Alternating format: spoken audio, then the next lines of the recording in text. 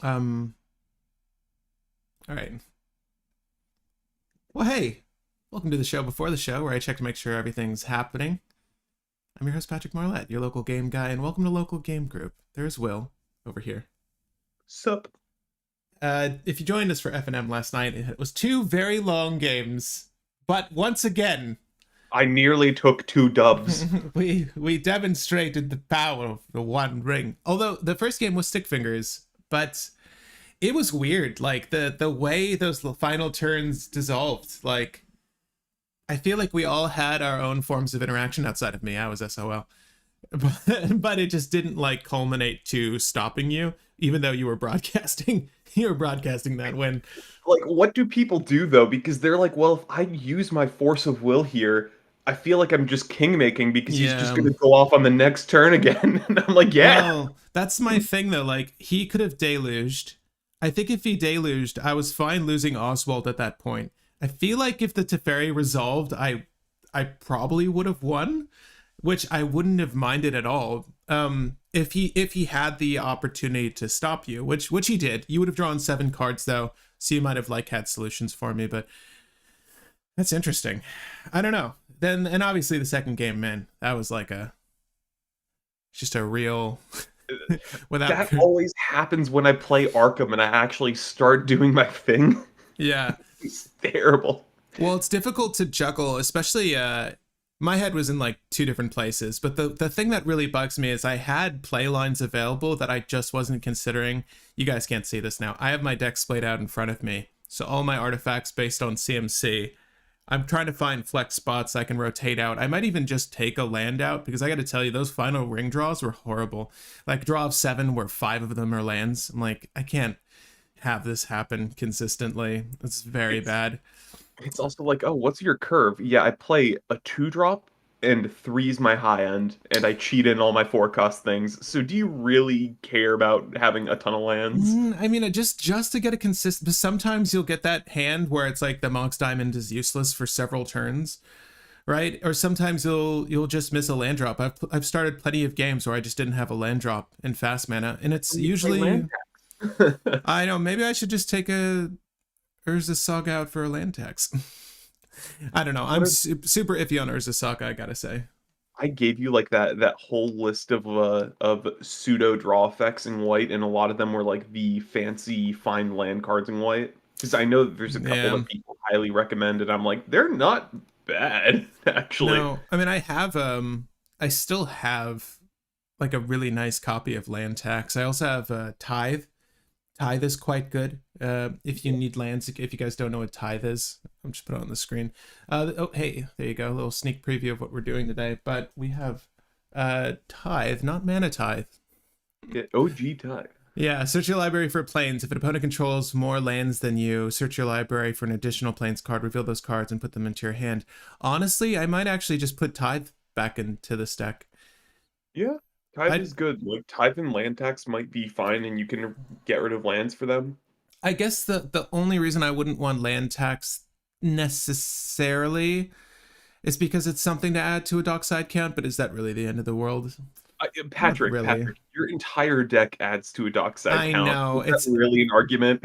I guess not. I mean, I just want as few options as possible. But truth be told, there's so many.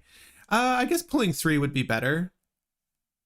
Yeah, it's basically the only difference is, do you want people to have the ability to respond to you or interact with you? But honestly, I think in CDH, if you see a land tax, you're like, oh, okay, and? Right, you're not going to opposition agent that, is what you're telling me? No, you're not going to like naturalize it turn 1 or like mental misstep land tax. You're fine with land tax. Unless someone sees you're missing white resources, then they're just giving you white resources. But I gotta say, filtering out planes from a list, still pretty potent. I feel like that could just be in here. We only have 1 enchantment, and it's Touch the Spirit Realm. This lovely copy of Touch the Spirit Realm. We could probably add another. I need to see if there are any other viable channel effects, by the way, because Lord, do I need the interaction. But maybe I do put in land tax. Maybe I put in land tax and Tithe. Like, I really don't mind. Like, just reduce the land count in general and put in land tax and Tithe. We'll So see. sadly, it looks like the only channel effects that actually do anything are Touch of the Spirit Realm and Seed of the Empire. Great. Yeah, Well, because it's yeah. like, well, hear me out, Patrick. You could make a 2/1/1 pilots, or gain 4 life, or give a creature first strike. How about search for planes and gain 2 life? Oh, Those yeah. are your other options. Search for planes and gain 2 life, maybe. If you manage to do that. That's interesting. I'm watching the votes get tallied for our poll here. So we're still in the show before the show territory, but if you haven't figured out by now, local game group, we do these podcasts every Saturday morning, right around 10 a.m. You can expect to hear us, talk with us, and be a part of the conversation while we run these podcasts. A lot of our talking points are sort of mailbag items. I post on our community post, so if you're not subscribed to the channel, I highly encourage you to do so, because we run polls for this particular segment. And it's called Real Talk. If you see a post that says Real Talk, feel free to participate because it is something that we will actually be speaking on. I'll put it on the screen now. There's over 6,000 votes for what is the best color paired with white for the live audience. I'm curious to see what you attending feel is the best color paired with white. I don't know the conclusion for this poll. Try my best to avoid looking at the results. But right now, the audience here today says Orzhov. So that's interesting to note. But so far as talking points are concerned for this Untapped, we've got a handful of ones for you. Obviously, the mailbag item, which we are switching up today, by the way. So normally we'll just talk through some of the comments, which we will. There's over 50 comments on the post, so I want to get to some of your thoughts as well as our own. But we wanted to gamify this one as opposed to what we did last time. So I think it's important to note, kind of both agreed on this, Will, that it's hard to make a decision on which color pairing's best, at least in Commander, without looking at the legendaries you have in the command zone, because they're going to play a big part of your general strategy. So we're going to be tiering up pairings that you suggested. If you see any posts that say rapid fire, participate there as well, because we took a lot of audience suggestions as well as our own to build out a casual to CDH tier list just to see which among our color pairs rank the highest. This doesn't necessarily include the quantity of Boros or Azorius or Orzhov or Selesnya legendaries, but that is also something you should take in mind. Between Will, myself, and you guys, maybe only like 2 Boros legendaries made the list or something, and that's telling of that color as well. But I don't think that's going to be part of our criteria for this, whether it's good or not. What we have next is why. Well, actually, I wanted to cover one of these. We're going to do when you should play Rule of Law effects. So if you have strong opinions, let us know. And why is green struggling right now? So that probably could have been the thumbnail. That should have been the thumbnail. Should we save that? Let's see if we get to it today. But why is green struggling right now? We could touch on it. If we want, we can talk about the Lord of the Rings cards that we forgot to mention last week, the art panel things, instead of talking about green. Yeah, because screw green, right? Yeah, screw green. Wait. No one plays green. Who wants to talk about that? What do you mean? The holiday Lord of the Rings stuff? Oh, the new cards? Yeah. The full art things, like the Legolas's dexterity or whatever that card is, all of those things. Because we never mention those on stream. That's true. Yeah, we can cover them. There's some sick cards in there. There's not a good way to organize these, but holiday Lord of the Rings cards, are they all spoiled at this point? I think, because it's mostly reprints and stuff. I'm not 100% sure though, but there is, I think on MTG spoilers they have them mapped out better. So I'll try to check that. I can bring that up as well, actually. I'm on Scryfall for now, but if you have a running list of them, feel free to suggest the new ones to me, and I can just type them into Scryfall. I'm sure they're here. Does Deep Gnome Terramancer ever see play in EDH? It just popped up into my mind after the land tax conversation. Insanity Merc. That's a good question. I own a copy of Deep Gnome Terramancer. I will state that I taken it out of the list, but it's not because it's bad. Let's bring it up. So Deep Gnome Terramancer has it's a triggered effect called Mold Earth. Whenever one or more lands enter the battlefield under an opponent's control without being played, you may search your library for a plains card, put onto the battlefield, tap, then shuffle. Do this only once each turn. So basically we're considering like the Prismatic Vistas, the Flooded Strands, all that stuff. That's when this would come into effect. It has flash, so scare your friends, act like it's an Aven Mind Censor, but then show them this. They'll be chill with it because, you know, their worst fears have been alleviated. And you'll get to ramp, potentially multiple times. When this is on the stack, everyone will crack their own fetches in response to just get it out of the way so that you don't get to trigger this on their turn.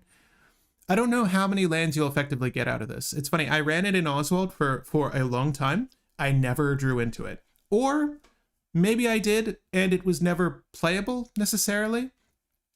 I think it's fine. It's a body that could easily get crushed in a lot of situations, but it's not a bad card.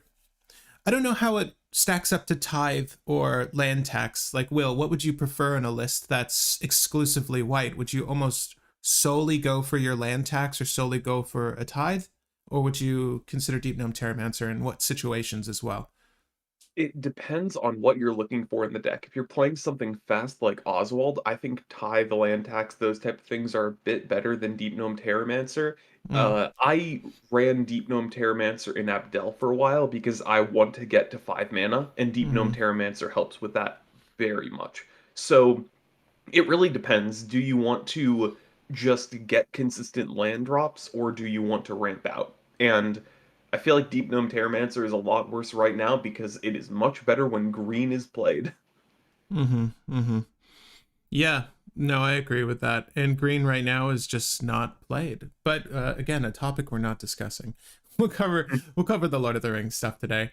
Yeah, so thank you for the suggestion on Deep Gnome. I think that so far as what's going into this deck, if you watch our FNM, you'll know this is sort of Oswald list is sort of my bread and butter. I have it in front of me. That's why I was talking. Literally all the cards are in front of me, including my Patreon seal. Yes. Pretty good, right? Try to get the composition the same. Hopefully Card Kingdom gets me these cards soon. We'll see. But seal, eat your heart out. Patriarch seal OP. Best seal. Right. Speaking of Lord of the Rings, though, sorry, still in the show before the show, so I'm just going to talk about shit. We've got Sting the Glinting Dagger. I can't say that it's been my favorite in the list. Like, I don't know when I want to go for this card. There's never a moment I really want to go for this card. I feel like it should either be stacks. Like, it's a really good utility, and I bet you there are some amazing play lines with it, right? You get 2 Oswald activations in a turn, sure. It's also haste enabling, but I never find myself shooting for it. I feel like that might be another way to just, like... I think you can cut it. And the only reason why I say that is because originally Oswald was built around activating Oswald a bunch of times. Now Oswald is built around activating Oswald once to get the 1 ring, and then a couple more times to help build up the army of the ring. Right. So I think you can cut Sting. It's not bad, but it's not great. It's flexible. Maybe it could just be the other boots, honestly. The haste with not Shroud, but Hexproof. Yeah, like that. Swift boots. Swiftfoot boots. That wouldn't be the end of the world. But I will say the utility of Sting is putting out a Metalworker for your deck, but even then, Right. I mean, I would say Swiftfoot boots do the same thing in the 2CMC slot and give it protection. Yeah. And cost 1 less to equip. So, and there's good art here. Okay, there's a schematic version. I had no idea. Anyways, welcome to Untapped, the TCG Podcast. I'm your host, Patrick Marlette, your local game guy, and co-host Will is here. Of course. If you weren't joining us for the show before the show, you don't know the topic, so it will be a complete surprise for you. But if you follow us here on YouTube, you're subscribed, you might have noticed the community post that said, Real Talk, what is the best color pairing with white? Well, unlike we typically do, instead of just weighing these colors and just talking about them conceptually, we wanted to convert this into a game today. So we have the colors on screen. If you haven't participated in this poll, feel free to go to the community tab, like in a separate window, and hit which of these you would like to vote for before we get the results. But one of these obviously was favored more by the audience, and we're going to go to some of your thoughts and opinions in the comment section here before we switch over to our game. So as I said earlier, we're going to be tiering these in the same way we tier all cards. So S is considered a card that's CDH viable. A is, or CDH playable. A is competitively viable. B is something that's maybe high powered or in certain niche situations could be competitive. C is strictly casual. D is something that we consider you shouldn't play. D is don't in most all regards. Or C or D could just be fun list, but not necessarily a competitive or even practical in a casual setting. So there is the fun C category, as we've deemed. So some of these cards were suggested by audience members, and the majority of these cards we sort of corralled together and put into this tier list. Just so you guys can get the results, excuse me, I'm going to take a screenshot of this later and share it with the channel in that same community post tab. So if you just want to see that or defer to that, share that with people, you can do that instead. But feel free to join us for the game. It should be fun. But that's the first thing we're going to start with. So real talk, Will, what is the best color paired with white? In my personal opinion, I think it's Orzhov, just because white has really good tools, but doesn't have a great way of finding them. Black has great ways of finding the cards that you need, and helps you reuse those tools. So they paired together very well. I think Azorius is maybe the second best for similar purposes, and blue giving you more control tools.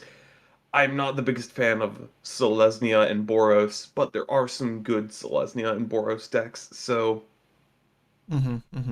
take that as you will.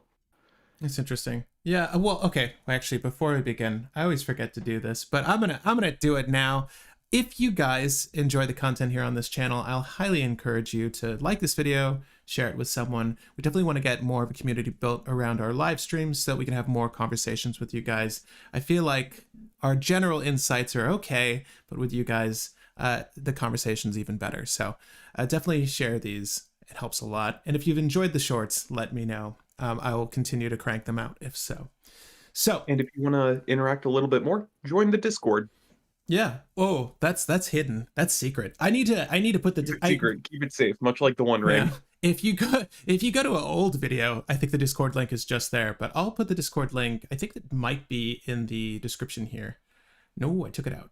All right. Well, I'll figure that out later for you guys. But yeah, you definitely should be on the Discord. I would agree with Azorius being the reason. Control and speed, says Mike. So I personally have always gravitated towards Orzhov, just so far as two color pairs are concerned that incorporate white. I don't know what it is about the play pattern of Orzhov, but I find it quite enjoyable. And this was pre-Underworld Breach. And I gotta say, it's a little sad how Underworld Breach is sort of now the main recursion reanimate style strategy, and it's just red, and it's just consequential because escape is a broken effect to have on every card in your graveyard. But I'm not going to say Boros. So Orzhov is up there for me personally. That's what I would play. But I don't know if Azorius really takes the cake. Like, I can't think of many legendaries that are really potent in those colors. And of course, we can incorporate like partner pairings and stuff, but you wouldn't really want to partner down to two colors. You'd probably only want to go up from there. Selesnya lacks good ways to close out the game and has some of the worst tutors. Like I'll even give red, like just with Gamble alone, that's a better tutor than a majority of what's seen in Selesnya. No offense, Finale of Devastation. No offense, Natural Order. I know. And, you know, you can name all the green tutors you like. I think Gamble's kind of far and away the best of them between those two colors. Orzhov clearly has the best tutors. That's maybe another win I would give to Orzhov here. I think by and large, though, we all agree that counter interaction is the best interaction, and it's almost exclusive to blue. So at least in a practical sense, like there are, I guess, expensive counters in other colors or in dual colors that are just not playable in a CDH setting. But we want everyone's opinion, so feel free to comment if you play casually, competitively. Definitely want to know. I'm gonna vote Orzhov for both of us, Will. Okay. Indeed. Oh, hey, majority of us agree. But what's interesting is that despite my bashing of Selesnya, people like it third most. Boros just getting outshined. Why is that? Why do you think people don't? What is the stigma against Boros? Is it the command zone? Is it them talking down Boros too much? Because I feel like I used to watch their program and they would always shit on Boros. It is the command zone, but not the podcast. I mean, it is the commanders. Because Oh. Patrick, name every good Boros commander. I'll start Winota. Wait. Yeah, exactly. People like Gerard Weatherlight Captain. I don't even think he's on the tier list. Oh, wait, we'll look at it later. But I remember when I played Teshar almost exclusively before moving to Oswald, people would always tell me to just move to Gerard Weatherlight Captain, and there were hiccups with that list. I did not like it as much as Teshar, despite having the red. But I think after Underworld Breach, that list is kind of cracked. I forget it was before or after Underworld Breach, but having that as a secondary part of that strategy was good. But I think there were like loyal retainer lines or something in there. Gerard does some interesting things, but even then, it's like you said, it's so finicky. It falls apart so easily. Yeah, it's a tricky list to pilot, and already in like a color pairing that's difficult to pilot to begin with, without a clear strategy in mind, right? But That is kind of the reason why people don't like Boros. It's pretty much just Winota. The only other one that I've really seen kind of consistently is Cole, mm, and Cole is still like a weird one that people don't always play. that's interesting though. I mean, I feel like of these four colors though, Winota CDH is probably played more than any other legendary you can point out from any of these other color pairings. Yeah, Do you know what I mean? Like, I feel like, well, I haven't seen Winota in ages, but a while ago, members of like the play group I play with locally, they were on Winota. I mean, a majority of the people I play with now they're on the 4 to 5 color stuff like exclusively. So I get to play Tibbets like we did last night all the time, all the time, which is fine. But I don't really see a 2 or monocolored unless it's me. Right, I don't really see 2 or monocolored lists, rarely ever. But I remember Winota is the one that's like a fan favorite, and I think it's because it's virtual card advantage. You're getting to cheat stuff into play, and it's not hampered or limited to any extent. It's just are that's these things that, virtual card advantage. That's just card advantage. You are yeah, getting more cards. right. But I mean, it's not like It's not draw. no, But yeah, it's you're building a board. right, which is good, right? We want to do that at least, depending on what you're playing out, but you're building for that. So the only issue there is, and with a lot of commanders that focus on their legendary at the helm, just killing the legendary usually stifles the whole thing. So she has a little bit of a build up, but as soon as she gets going, she seemed to be pretty good. I've said this before. I've never lost to a Winota, so but I'd be happy to. I would love it if someone brought it on FNM next week. If you're watching this and want to participate in our Friday Night Magic, it'll be a live opportunity where you guys can participate with us. Bring your Winotas, please. I would love to lose to a Winota. Um, but I've said this though, of the stacks lists I've seen played, I used to lose to Yasharn. Early Yasharn is annoying, and that's Selesnya, so maybe that's why it edges it out. But Joke's on you. I'm fine with you, Sharn, against my Arkham deck because I don't sack anything. I destroy target artifact creature. God. Yeah. Oh man, that sucks. Yeah, it's just me. I'm gonna have to deal. Oh god. Yeah, I can't be on Oswald if there's a Yasharn. So I as know a you just got to get Oswald to crack before the Sharn comes out. right, which is like usually the Yasharn player is just trying to get that turn one Yasharn. Like when they get the Jeweled Lotus land play, it's like, God, stop. Get out of here. But Ace Prism says, as an avid Boros player, playing one of the most fun commanders, in my opinion, being General Ferris Rockerick, I can say on strength scale, it's definitely between Orzhov and Azorius, but Boros and Selesnya are not bad color combinations. But on a fun factor scale, it's Boros without a doubt. Okay. Looks like we're... Oh, I What? love General Ferris Rockrick. I have a deck with him in casual called Oops All Boros. Hold up. Um, so He's a hexproof from monocolor, and whenever you cast a multicolor spell, you create a 4/4 artifact golem. I have a casual deck that is just everything that is 2 CMC or less and Boros, so that I just make a bunch of 4/4s and beat face. You know what's interesting though? Like hexproof from monocolor as a 3/1, like he'll die to a deluge, but that's not bad. He's not bad. He's not dying. He's not dying anytime soon. No, like you really got to commit, but like, do you really care about the 4/4 goblin artifact creature tokens? Probably not. Do the tokens look good? That's the next question. Oh yeah, they're goofy little. Look at the abs on this token. OP commander, look at the abs on this token. Well, if you have anything that you could grate meat on those. What's really good about this commander is that it gets to play the shit out of convoke spells. Right, yeah. And it's red and white golems. Okay, anyways. That's awesome. I love that, Ace Prism. I love that for you. Let's make it CDH, Will.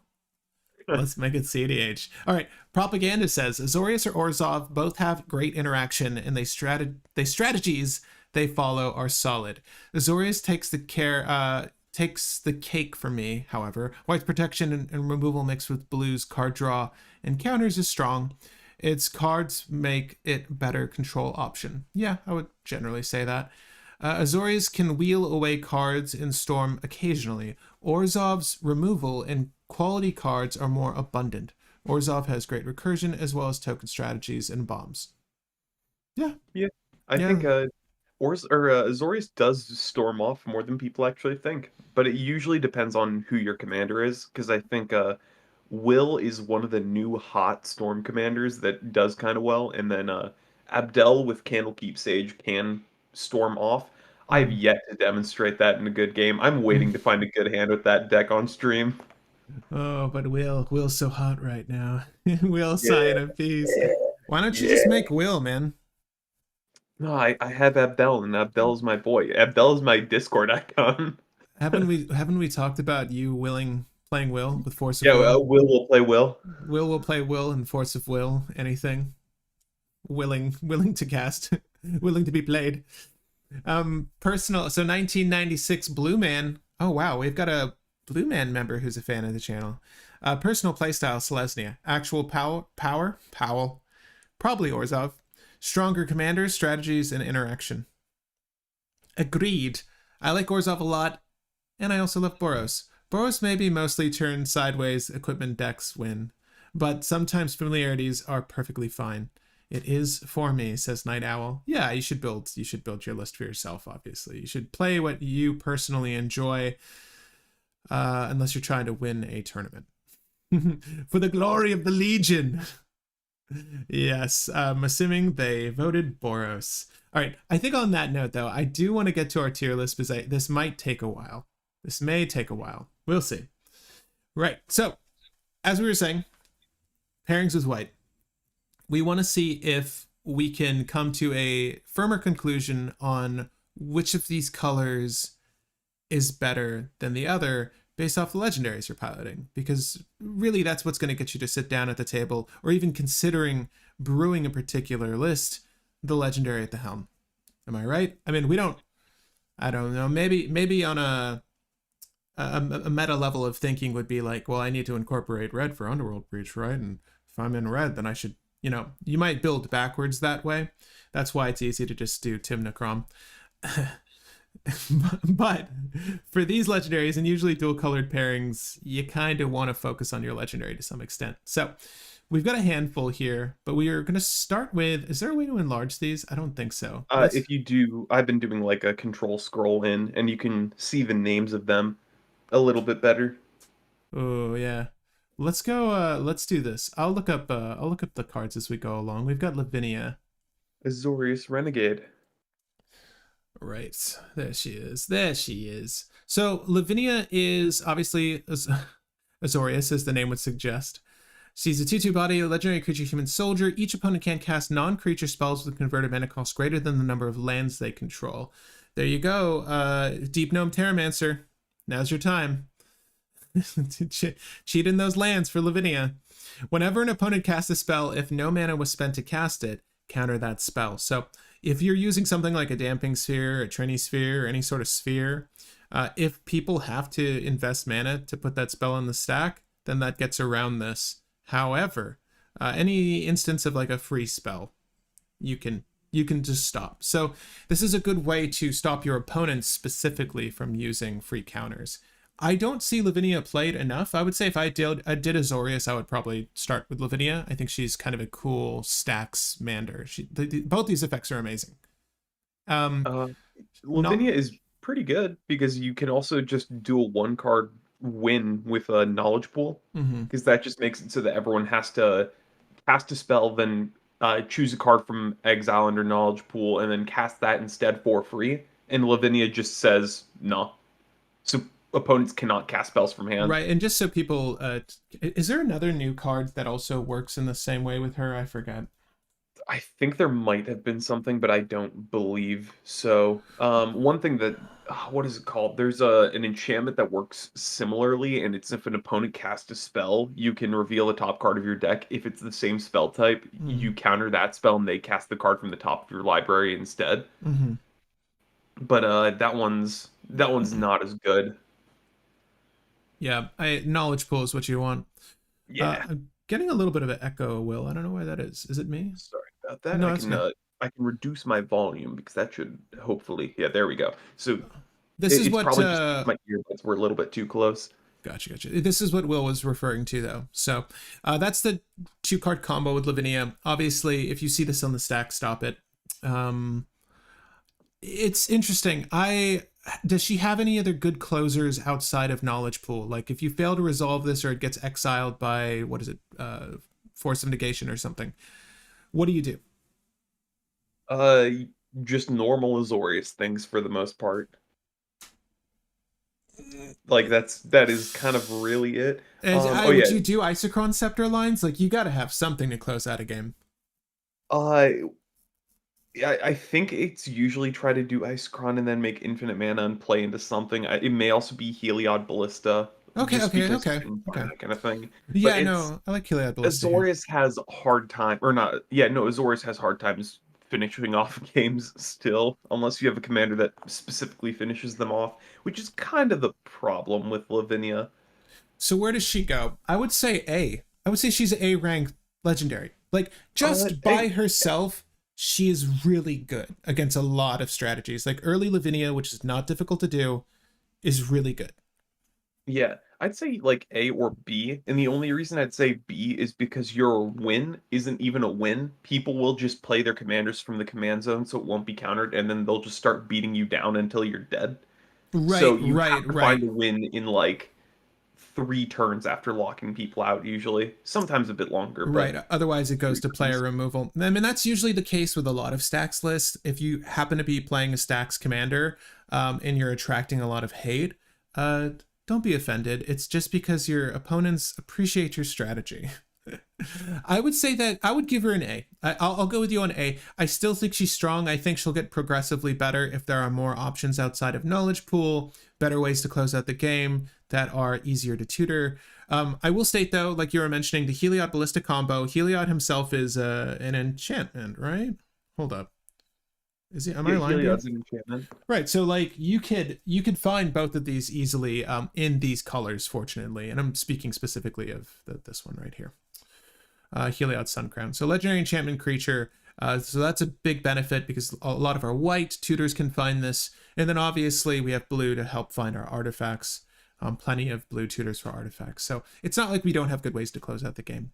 But let's move on to another Azorius legendary. You'll notice there's a trend here. I think we tried to keep it organized by color pairings outside of right. No. Well, we added some new ones, so I don't blame you. Let's just go to Urza though. So we have Urza, not the one you're thinking of, not the one that was playing last night. Right, exactly. Lord Protector. Let's see if I can just find it this way. There he is. So, by the way, I just want to highlight the art that Carlos was playing. If you didn't see this last night, he did play a mean Urza game, and he was playing this Urza. They both shat on Arkham, though, I will say. They didn't think Arkham was good at all. I sort of tossed it out there. I'm like, hey, what do you think's better? Urza or Arkham? It's funny how Arkham is actually good now, though, because I think historically speaking, they would be right. Urza is way better. But Everybody laughed at the Arkham until the Narset got blown up, and then the Arkham drew 30 cards in one turn right, at instant speed. right, yeah, you really got there. You needed the flash in stuff creature to make that work, and it worked. But I was hoping that you wouldn't get that much value before it passed. Like, never mind. We won't talk about that game. Anyways, we're moving on. Go check out the stream because that last game had some crazy stuff happen. There's a lot of misplays, but a lot of like crazy value, and it really showed off the power of some cards. A lot of good plays too, though. A lot of good plays. I wanna hand it off to everyone. I think when the game runs that long, and this is again, the last time I'm gonna harp on this. We need to come in closer. Let's bring it in. I've said this multiple times. We've talked about this multiple times. I think I can verify that Paradox Engine is not as bad as the One Ring in certain situations. And if you're wondering if games can get slow, just watch the 3 hours of gameplay from yesterday. Because when you draw that many cards, it's not that I don't know how to pilot Oswald. It's just that sometimes I draw into the thing I needed to get off Oswald, and then I'm problem solving for a new issue, which is having the solution in my hand, and then not drawing any fast mana. Or when you draw 40 cards in a turn, it is actually difficult to play the game if it's not something cut and dry like a PETA into the general strategy of like the Underworld Breach Alliance. You get what I'm saying? Like that's clear cut, but you're playing mono white. It's not clear cut. Mono blue, not clear cut. It's kind of hard to make Shimmerzer work when you're playing just mono white or mono blue.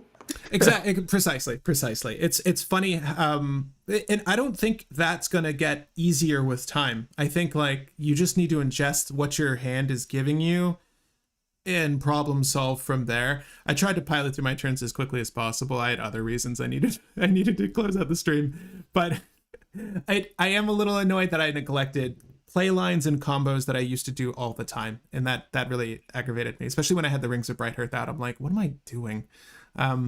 Not going to make that mistake again.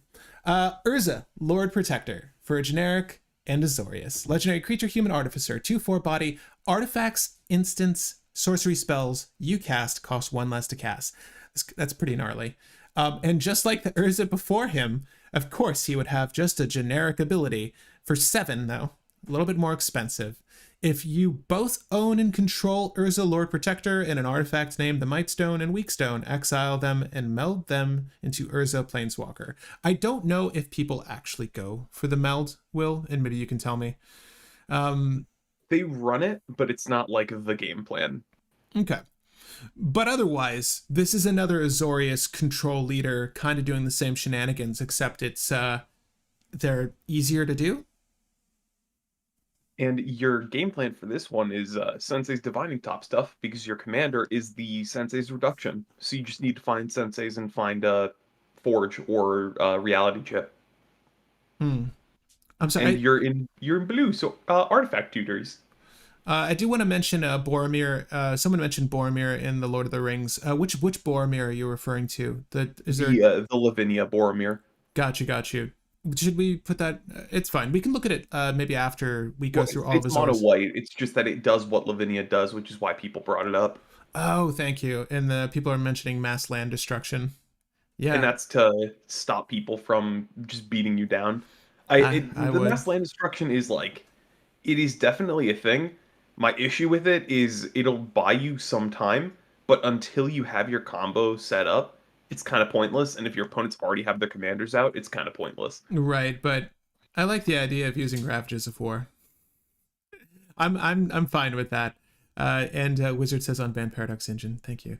I must not explain my point well enough. My bad. Ban the whole game. Why not? No. Build good enough decks to overcome most obstacles, land destruction, mill, etc. Yeah, I'm not against land destruction. I don't know if Urza Lord Protector, is interested in mass land destruction. I would say that's for Lavinia, I think. No, I'm with you. No, I'm just joking. I'm just bringing it back to Urza here. I would say that Urza is a B. I'm sorry. I would put I'd put Urza in the same spot as Lavinia in my personal opinion, just because I Why feel do like they I kind of maybe a little bit better than Lavinia. Because why do I feel Baral is better than Urza? I mean like Even y- excluding, oh my god, there's look at this one. What? Oh, maybe I should make Baral. I don't know. It's like it, because blue is what you're really there for. White is just complementary. And we were going to talk well, about when you should run rule Baral of law lets you effects. outproduce your senseis though. That's kind of the whole point of the deck. That Sensei's Divining Top Yeah, costs 0 to draw your entire deck. sure. So you use Sensei's Divining Top, and then you use the what's it Any called? future side effect, Mystic Forge, or yeah, right. plays stuff off the top. All right. It has an I'll put it at A. actual way to close the game. I'll put it at A because otherwise you're what like looking for a cost reduction effect like the what's that blue? You use it in Arkham. I don't know if you use Oh, Helm the ethereal or whatever Ethersworn something. engineer Ethersworn either Sculptor? sworn engineer sculptor. um, there's that. I guess you could put that in the 99 if you really wanted to. I don't think that this Urza is going to attract much hate, to be honest. Outside of the fact that he's helping you cost reduce by itself, though, that effect is not great. I'm sorry. Yeah, I think it's not crazy. It's useful, but it's not crazy. right. I don't think that this by its like just the top effect alone warrants that much attention. I would still rather excuse me razzer this Lord High Artificer over here. Like I feel like this Urza has a spot in CDH for a reason. I think that this is fine though. You're right. It is a finisher with Sensei's Dividing Top, but then if for some reason your Sensei's Dividing Top were to just get ruined and then exiled by me casting that, what is that one spell? If it was just to get ruined by my where is it Calamity's Wake, also Urza. Also Urza. Then what do you do without Sensei's Divining Top? I guess general Azorius stuff. Yeah. Also, you have the Planeswalker side as a backup win condition, and to Uh-huh. give the quick discussion of this for everyone, it's a 7 loyalty Planeswalker that can activate 2 Planeswalker effects each turn. +2, +2, the things that Urza reduces get reduced by 2, and you gain 2 life. +1, draw 2, discard 1.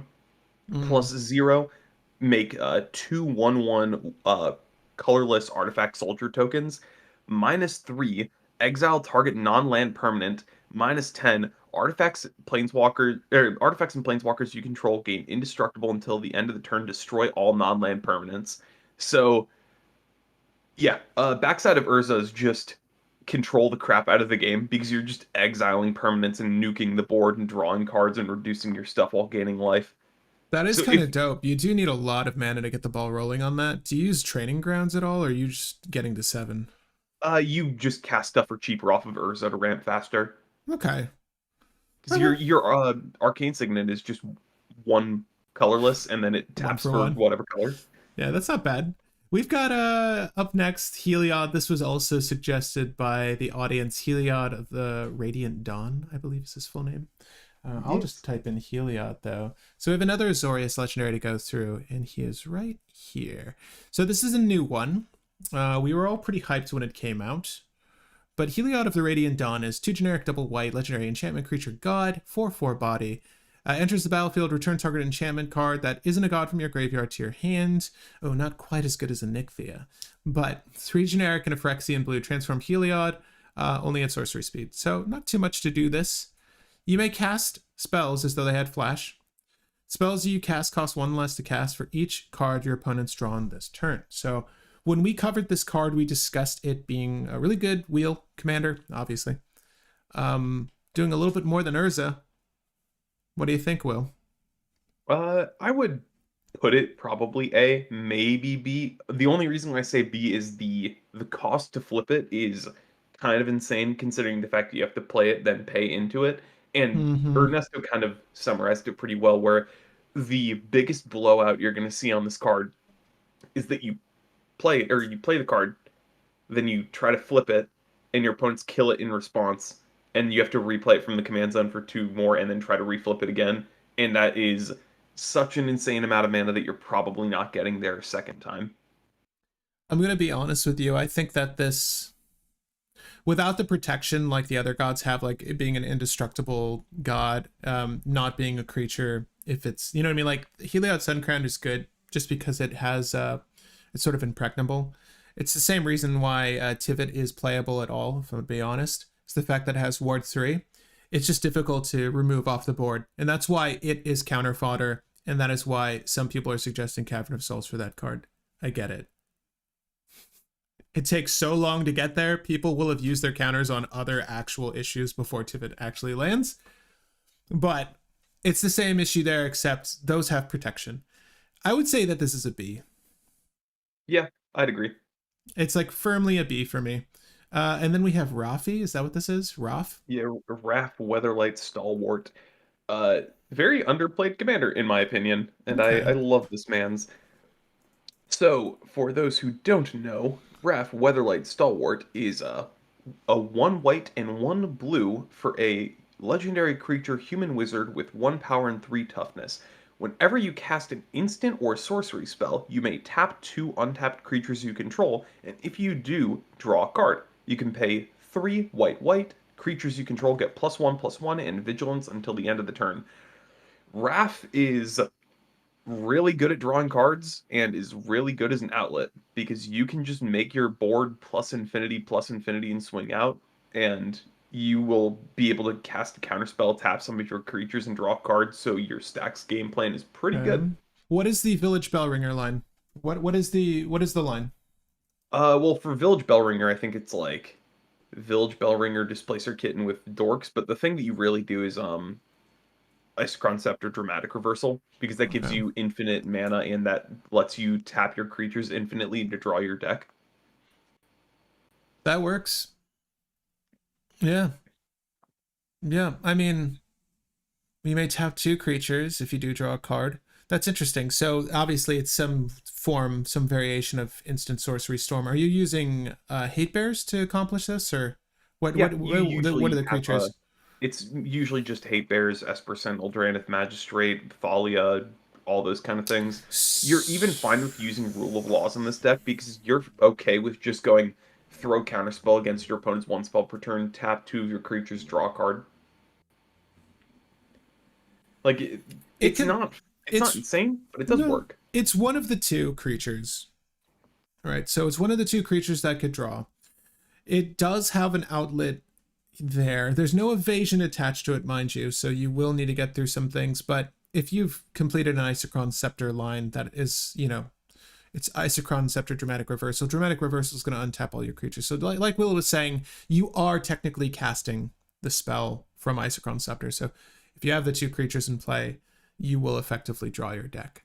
The deck has gotten better with Displacer Kitten, just because you can keep getting mana by casting spells, and then if you have a Village Bellringer, you can reset all your creatures to keep drawing at some point. I don't know why I like this. I feel like this could be an A, but I've not seen one play. So I don't know. What do you guys think? I'm gonna end this poll that's currently going.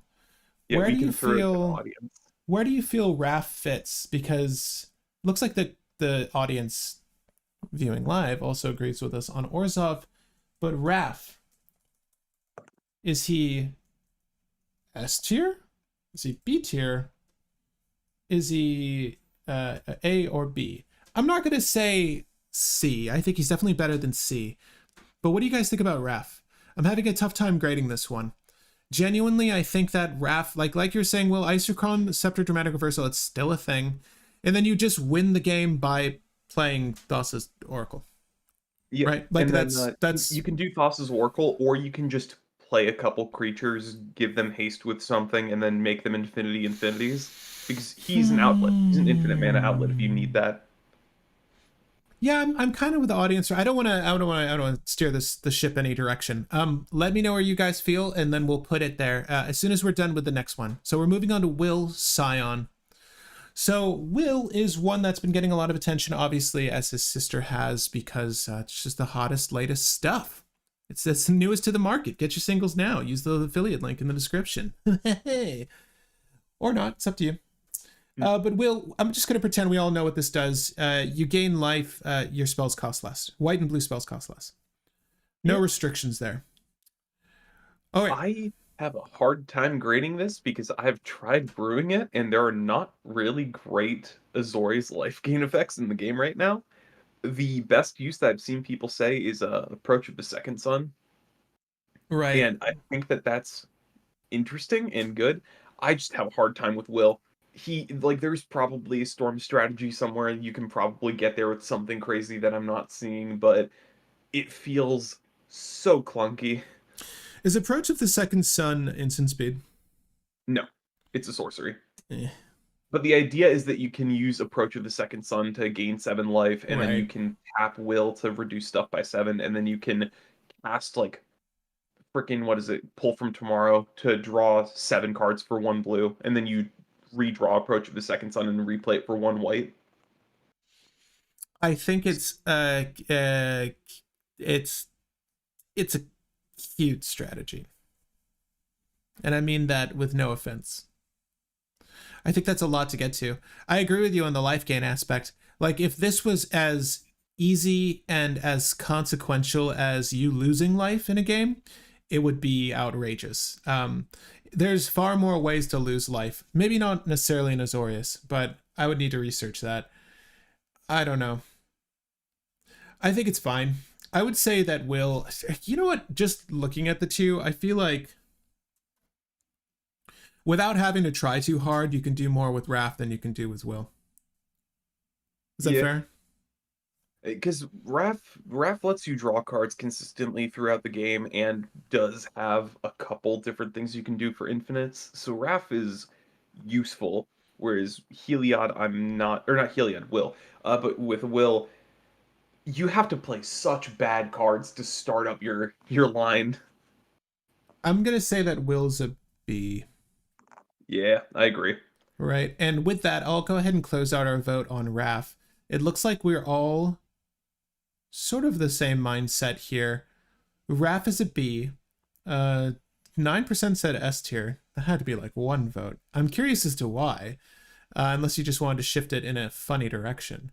But I mean, any one of these could be an S. That's a fact. So we've got another suggestion from the audience. We have Errant and Giada. So again, like I was saying, when we took votes from the audience, none of the cards that were suggested had to be in any particular power level of commander. But I do want to discuss a wide range of cards, though, because this will give us a better feel for what's actually out there. So Aaron and Giada is also from the same set as our completed boy. It's generic in Azorius, Human Angel, 2/3 body, flash flying. You may look at the top card of your library anytime. You may cast spells with flash or flying from the top card of your library. Interesting. So if you had Shimmermer in play and your artifacts had flash, do they have flash in your deck? What? Uh, well, yeah, yeah. It just says your artifact spells have flash, so Yeah. they have flash. Okay, Yeah. I'm just like, I'm trying to think of like, what is the kooky, zany, wombo combo? What are you doing with Aaron Giada? I mean, Angel Tribal? it's the main thing I've heard from people is like use Liberator, use Shimmermere, and use Born Upon a Wind to try to just storm off and use this as a future sight from the command zone. The fact that it has flash is really useful because you can just keep up all of your interaction and then flash this in. I don't like it. I'm not a big fan of it. Yeah, I could say that this is a firm C for casual. I don't see Yeah. why you wouldn't want to play it, but I don't see why you'd play it in a competitive setting. Let me see if there's any more Azorius or paired Azorius commanders we can talk about. The two remaining Azorius that we have are Candlekeep Sage with Abdel, and I just had that mark with Candlekeep Sage, and then Shorikai? yeah, Shorkai the Genesis engine. Those are the last two. Well, let's look at Shorikai first, because I know you're going to have some firm opinions on Will here. Legendary Artifact Vehicle. Does this guy count? Yeah, it can be your commander. All right, Yeah. I have not seen this. This is going to be fun to talk about. We've got two generic and Azorius. Legendary Artifact Vehicle, 8/8.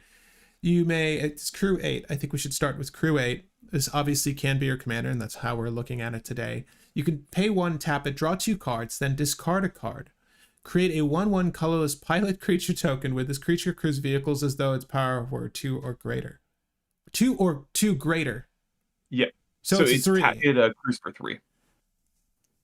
So I will say this is S tier because it's a 4-mana commander that doesn't have summoning sickness for its draw effect, will let you loot through your deck while building up defenders, and gives you tokens that you can use for polymorph strategy, and is also an outlet for a polymorph strategy because Hullbreak or Tidespout Tyrant bouncing this lets you draw your whole deck for a win.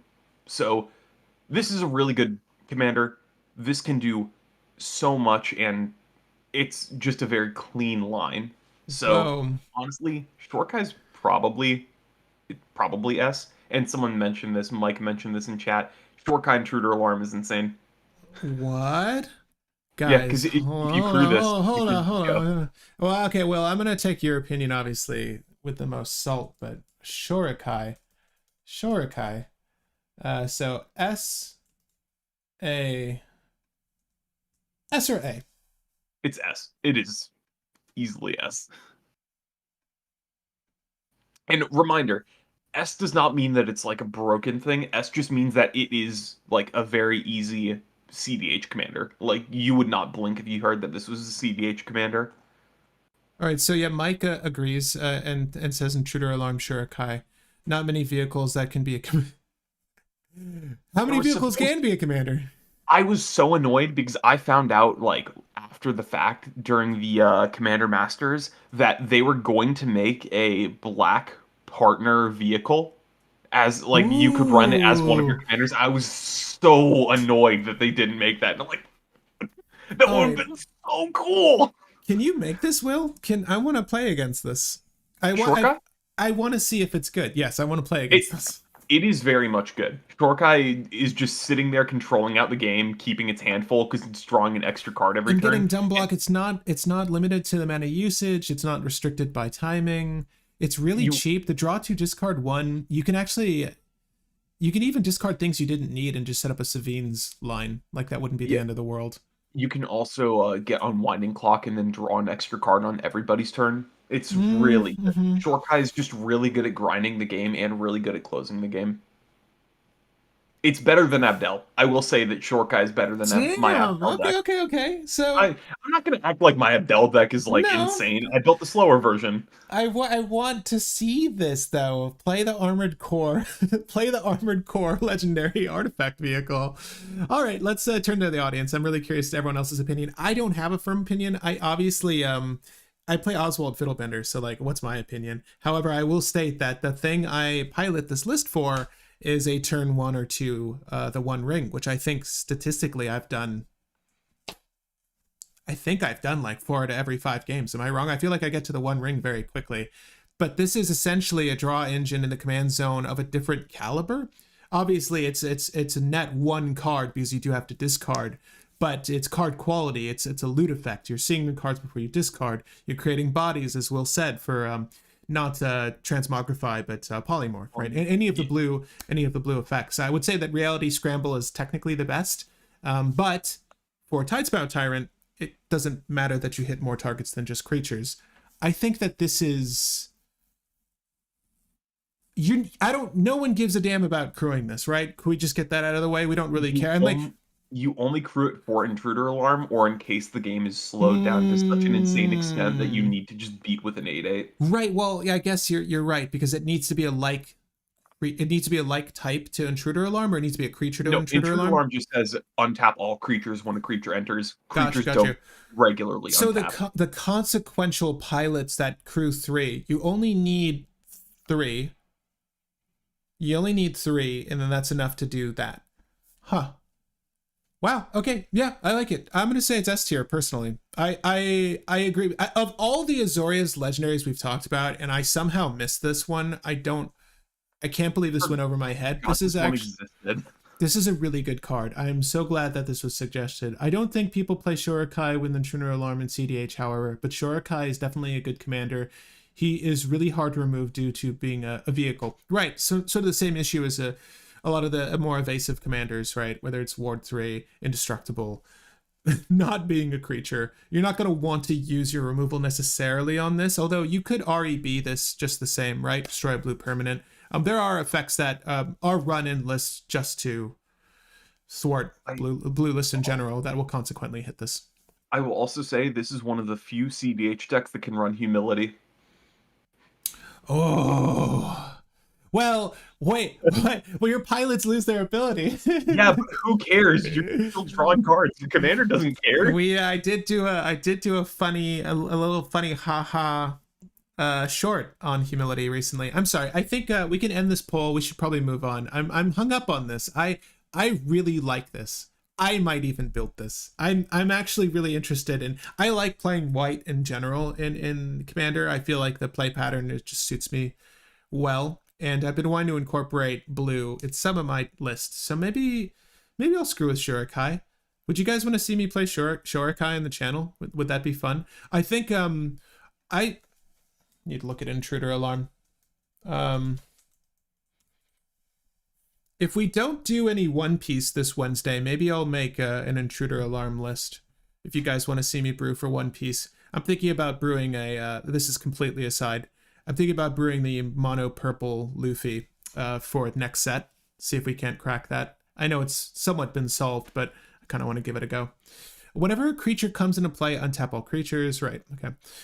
And creatures don't untap on their controllers untap. Right. The only issue is that it lets everyone do this, but is that really an issue? You are making untap all creatures. So you're untapping your opposing creatures, but what are you untapping that's super valuable outside of dorks for your opponents? Probably not as much as what you're untapping, because obviously this with Intruder Alarm, you're just going to make you just draw a deck. Right? You have to get mana. Why wouldn't you want to use this in a CDH setting? So it's you need to have a mana dork to pay the 1 to draw more off of Dorkai. So it's you don't have dorks. Yeah. Well, and just if you're doing play Springleaf Drum. What the hell? No, wait. No, what do we have? Springleaf Drum doesn't untap itself. No. What's the other one? It's not Springleaf Drum. Oh, yeah, the mantle thing. Paradise Mantle. Yeah. So if you wanted to do Paradise Mantle and Intruder Alarm to draw a deck. I'm sorry, it's a 3-card combo, mind you, but one of them is in the CZ. I would be running Paradise Mantle anyways for ramp. Right, if you guys don't know Paradise Mantle. I feel you probably don't run Paradise Mantle for ramp. Maybe I would. It's a 0 cost. What are you talking about, Will? You don't know me. Yeah, but you're gonna ramp into your commander with your 0 creatures in the deck for polymorph. Oh, you're just making bodies. I want to do something with those bodies. Right? Yeah. It's like the same reason I run Mox Amber and Oswald. I want to ramp as soon as my commander's out. It's not useful until my commander's out. Same thing. Like I would potentially run this. I need to see if there's slots for it. I feel like a lot of this deck's probably eaten up by. Anyways, we're moving on. Hey, that's the other funny thing. You can use Voltaic Key, and you use everything you want to use on the One Ring on this. So you probably just run the One Ring as well. Ooh, just another excuse, huh? Where is Abdel? I'm sorry, is Abdel not here? It's a Sage. Candlekeep Sage. Oh, we're just... Okay. Yeah, it's because Abdel pairs with Candlekeep Sage and Agent of the Iron Throne, so I figured instead of making that confusing, I'd just use the cards that you pair with it. All right, so we have Abdel. Will, do you want to just quickly go over Abdel, and then we can look at the backgrounds? Sure. Abdel is 4 and white for a 4/4 that says when this enters the battlefield, exile any number of non-land permanents you control and make a 1/1 soldier token for each thing exiled this way until this leaves the battlefield. So you exile all those things until it leaves, and you get a bunch of free tokens. Abdel's really cool because you can pair it with a bunch of different things because he has choose a background, and for Azorius, the best option is Candlekeep Sage. Mm-hmm. Commanders you control have ETB and LTB, draw a card. So the idea of this deck is that you use Abdel and a bunch of flicker effects to keep resetting your mana rocks and other useful ETB creatures, making a giant army of 1/1s, drawing a bunch of cards off Candlekeep Sage, and then also just resetting all your mana rocks to keep playing more and more and more. If you have Displacer Kitten, you storm off. If you have Eldrazi Displacer, you draw your entire deck and make infinite mana, make infinite 1/1s. If you have 2 Fiend Hunter effects, you loop through your deck and you win the game. So it is high cost of entry, right? So you do have 5 for your commander, but it's 5 in the way Tevesh is 5, except you're outside of ritual colors, right? Yeah.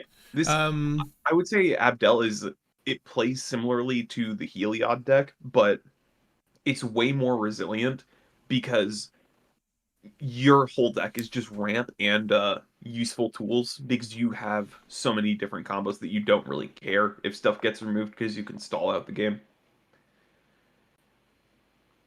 I'd say it's just I'd say Abdel Candlekeep is probably like A tier. I'd put it on the same level as like Lavinia and Urza, but I would not put it on the same level as Shortkai. Shortkai is its own monster. I'd say like B or A. It's just so costly, unfortunately, and there's not a good way to get to your commander. I think it's kind of wanted to doing the same thing as a lot of lists that lack immediate draw. Like you're probably happy to cheat out the Rhystic or Mystic Remora before you get to doing Candlekeep, right? Just to slow the game down with Yeah, any sort I of will stacks say effects or control, like a control magic. there is a very fast version of this deck as well, and the entire game plan is that you run every single mana rock in the game, including the bad ones, and you do Candlekeep Sage, Abdel, polymorph one of your soldier tokens into Eldrazi Displacer or Displacer Kitten, and then play your entire deck good game. Okay. Okay. I think there's some versatility there. I could see it in the A slot. I think that the Candlekeep combo is good with it. It is Yeah, just by virtue of the fact that it's two separate cards at 8 total is a lot, but that's why like I rank Lavinia highly and Urza highly because you can get to those quickly and they grind out value very quickly. Whereas yeah. Abdel, it is a setup. What was the other Abdel combo? We might as well start with that. So well, we have one more Azorius that I nearly forgot about, which is Hemet. And Is it on the list? yeah, it's Oh, a I'm very sorry. It's last right one. there. It's right there. Yeah, we could do that first. Temet. Let me pull it up for you guys. So So Temet, Temet Temet. is a 1 white, 1 blue for a human cleric with 2 power, 2 toughness. At the beginning of combat on your turn, target creature token you control gets +1/+1 until the end of the turn and cannot be blocked this turn. And it has Embalm, meaning that you can exile this card from your graveyard to make a zombie human cleric token copy without a mana cost. Um, Temet is Temet's a good, interesting meme card. People did some stuff with it when it initially came out, but it's just so limited in what it can do. Yeah, I'd say C or D in my opinion.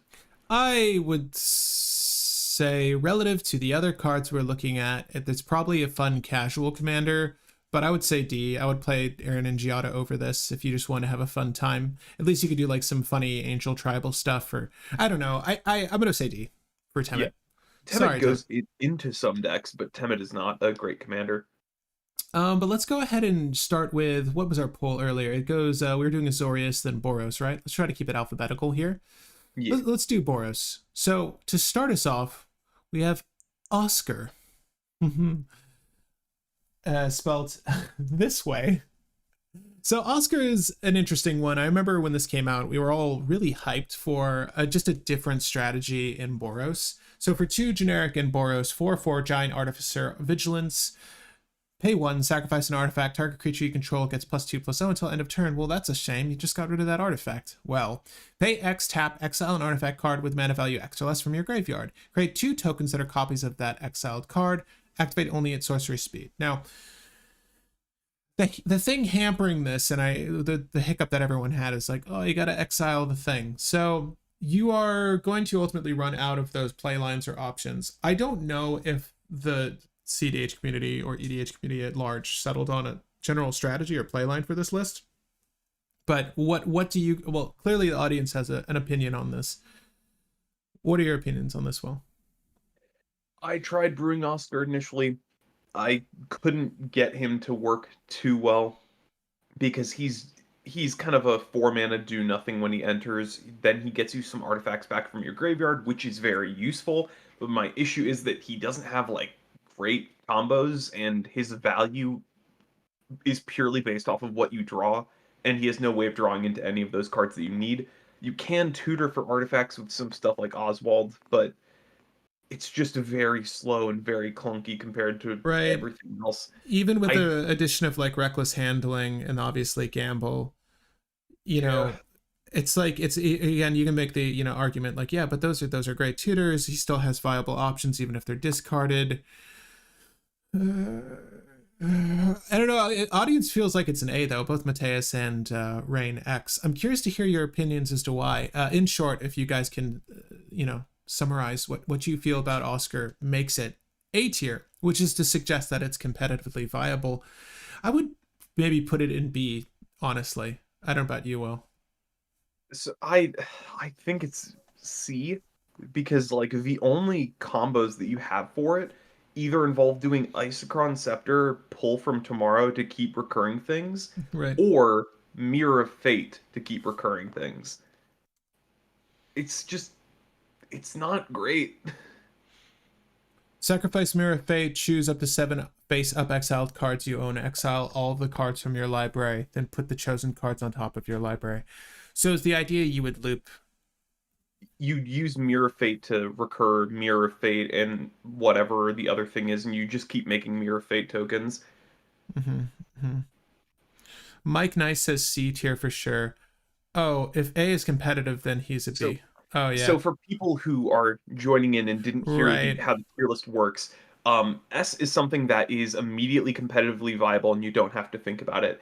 A is something that is competitively viable, but you have to work for it a tiny bit more, but it still can compete with competitive decks fairly easily. B is something that's kind of weird and niche, and it could be either high power casual or low power competitive. C is casual, D is don't play. So okay, let's see here. Oscar the most can be almost est. Oscar is like a B, says Donald's. Well, I'm not hearing any replies on feelings for Oscar being an A. Will is kind of firm on it being a C, and it's not like I don't disagree.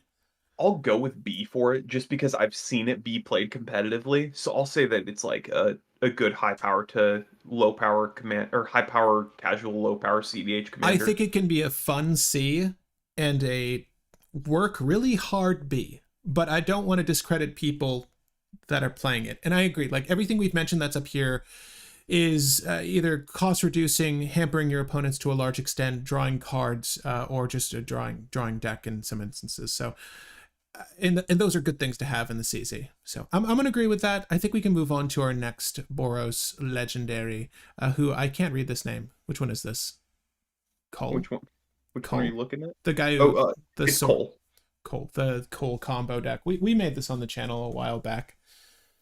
Cole. So Cole is from Coldheim, and he's Boros. Tutu Body, whenever another, I will read the comments regarding Oscar in a second, guys. I see them though. Dwarf Warrior, whenever another non-token creature you control dies, if it was enchanted, or equipped, return it to its owner's hand. Create tokens you control, creature tokens you control rather, that are enchanted or equipped get +1/+1. So it is sort of like the typical Boros commander, whatever, but obviously, if you have a creature that is equipped or enchanted, return it to your hand. So what were the lines? Did I do some like Priest of Urobrosk thing with a sack outlet, or so let me see here. Mostly Dockside Extortionist and Skirk Prospector. Right. Or something with a Skull Clamp. What is the equipment that you sacrifice a creature to equip it? No. Demon Male Hauberk. Demon Male Hauberk. Are there I can't remember if there are infinite lines with that. Obviously you want an easy way to tutor up these things and kill the things. I used to use Piston Sledge and Teshar, but that's artifacts.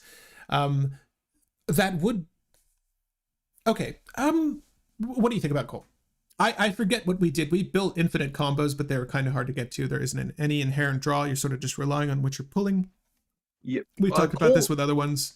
I'd honestly kind of give Cole an A because Cole is in the colors that can't tutor except for very specific things, and those very specific things are all the things that Cole wants you to tutor for. Boros can only really tutor for equipment and goblins, and all of Cole's combos use equipment and goblins. So So Donalds says, I run Oscar and have places in my local CDH tournament with 20 plus people. Okay. Copying Mana Crypt and Soul Ring is great value. You can get copy of big artifacts. Cole is unintuitive competitive commander, solid A. Yeah. I think Agreed. that this effect is really solid, and I think I can agree with you that I think there are some really great effects that you can leverage with this.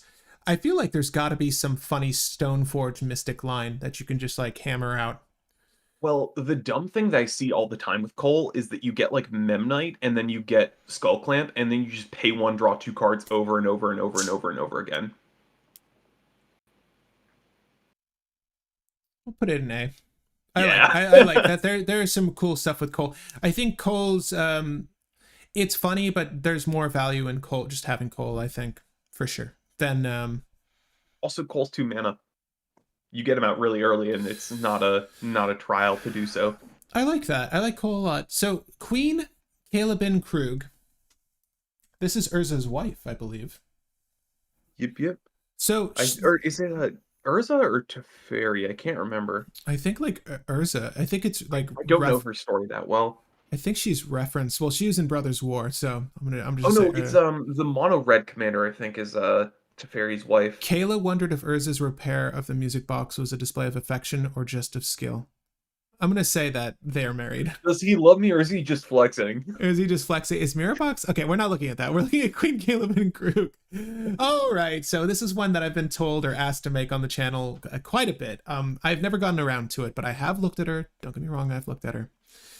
For a generic and Boros, 2/3 body, human noble, pay 4, tap, discard all cards in your hand, and then draw that many cards. You may choose an artifact or creature card with mana value 1 you discarded this way, then do the same for an artifact or creature card with mana value of 2 Dockside Extortionist. And 3, return those cards to the battlefield. Activate only as a sorcery. So what's really happening here? You are, without having to cast a spell, right, replacing the number of cards in your hand equal to the number of cards in your hand and cheating out artifacts and creatures. So, which are a majority of a lot of lists outside of instants and sorceries, right? So I think for this list, you are probably going to focus on artifacts and creatures. There probably are combos you can assemble easily with this. I say easily. If you did, again, Village Bellringer kind of comes to mind here. You obviously want to cheat out ramp spells, but there are only so many that are going to help you pay the 4 in her cost. So perhaps Zerda is also placed in this list. I believe Zerda is 3 CMC. If it's in the 99, not necessarily. I don't know if it's better to do Zerda as your. I don't know what activated effect. You would lose Dockside Extortionist. Zerda in the 99. It's cool. I feel like it's a solo wheel effect that lets you cheat out value, whether the value is worth it or not. That's a lot of draw. So the reason why Kyla is supposed to be really good is you can play through your own rule of law effect, and your stuff is uncounterable. So you can just keep setting up whatever you need on board, getting out like good 2 and 3 CMC stacks pieces while getting out good 1 value or ramp pieces. Unless there's a Grafdigger's Cage, but yeah. Or, you know what I mean? Like, yeah. But I like it. I like that it works really well with Underworld Breach if you're able to resolve one. Like, you get the rest of your stuff out. Right. Yeah, and if you get out a Zerda and any creature on tap effects, you just start comboing off just because you're like, oh yeah, by the way, I'm doing it like 3 to 4 times a turn on my turn, and I'm going through my entire deck, and then Underworld Breach or something whenever I want to go for the win. Precisely. Right. It's so that you can leverage those rituals you might have discarded or have played earlier. Yeah, I've heard people say Kyla's like a Boros Yisan, and I'm like, Yisan, he's a tutor though for creatures, right? He's specifically a tutor for creatures based off of bard counters or something. It slowly ramps up with Yisan, whereas Kyla's just you find whatever you can hit, but you go through your deck pretty quickly to the point where it feels like Yisan. It's not the best description, but it's a relatively close one. I want to say that she's a B or an A, and I'm honestly between the two. Let's see. It's a lot of mana. It's a lot of mana. It's a 3 cost do nothing on the cast. Yeah. I'd kind of put her on the same spot as like Lavinia and Urza probably. So I'd give her an A. Give Kayla her A. Okay. Yeah. So Winota. I feel like do we need to talk about this? I feel like so far as Boros is concerned, it's certainly the most played of the two colored pairings. I'll put Winota on the screen just so we can see her. But obviously she requires you build your list a very specific way. And if she's not on the battlefield, your list doesn't synergy outside of her. It's just a lot of hate, and you're trying to damage out the board. But there are a lot of great ways to do that, and we keep getting new and new ways to do that. Humans in particular are quite good in this list. Like I know, what was it? The one Walking Dead one was like a real boon. Rick. Yeah, Rick He has is a new like name now, but it's Rick. It's still Rick. Who can forget that vintage deck that plays Rick and Brine Elemental in the command zone just so they could call the deck Pickle Right. Rick?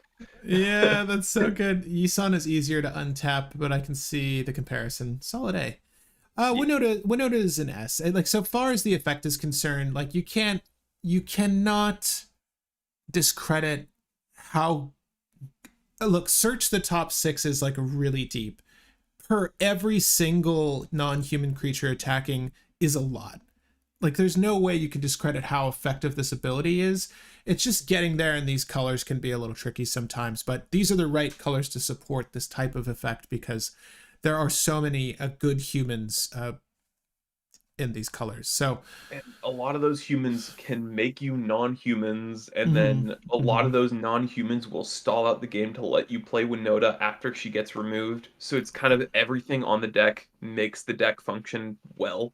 I agree. So I think that Winota is S.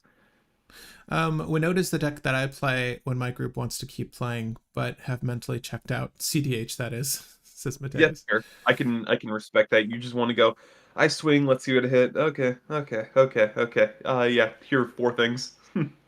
Right, yeah, that could be fun. I could see that being pretty fun. I generally will just try to save my removal for Winota right before she ever gets to trigger. But some people just don't run enough removal and she gets to get away with it. Just hope that the stacks that's being laid out doesn't affect your own game plan, because it is a mixed bag. Like you're not choosing what you grab, but top 6 again, pretty deep. There are some other Boros legendaries that do similar things, but not to this great of an effect. She's also out of range of a majority of mass removal spells outside of a Deluge or a Fire Covenant that is targeting and paying X amount. And 4 CMC is a really good range for a lot of the effects that destroy things, like at least in, say, an Oswald, where the level of the CMC of the creature rather matters. Like it's out of range of a glass casket, it's out of range of a portable hull, it's out of range of a lot of effects. She does lack the natural elusiveness of, say, like a Tivit or something, but you can't ask for it all at 4 CMC. And she's very good for what Boros wants to do. I think the last one we have for Boros, though, is Kellen. Blooded. Yeah. Kellen. So we've built this list on the channel, and we might even be talking about it in a upcoming video for the MTG Ambassador program. We still have to produce that combo video. I'm sitting on the footage. I just need to get around to editing it. This week was not. You should watch my One Piece how-to video. That took quite a long time to finish, and it's not getting enough love. After this, if you want to do me a favor, go on the How to Play One Piece video and leave it a like. Send it along to the next person, because it was painstaking to get through, but I think it's probably the best video I've produced for this channel ever. So I would watch that, whether you want to learn One Piece or not. But you'll want to afterwards, because it's very fun. I think I did an okay job with it. I'm very proud of that video. Kalan the Fey-Blooded. For 2 generic and a red, 2/2 body, it's Boros because it has an adventure. Search your library for an aura or equipment card, reveal it, put it into your hand, then shuffle. Double strike. Other creatures you control get +1/+0, for each aura and equipment attached to Kalan, the Fey-Blooded. Kellen or Kalan, you guys can pronounce it however you want. I think Kellen is technically the way. You can...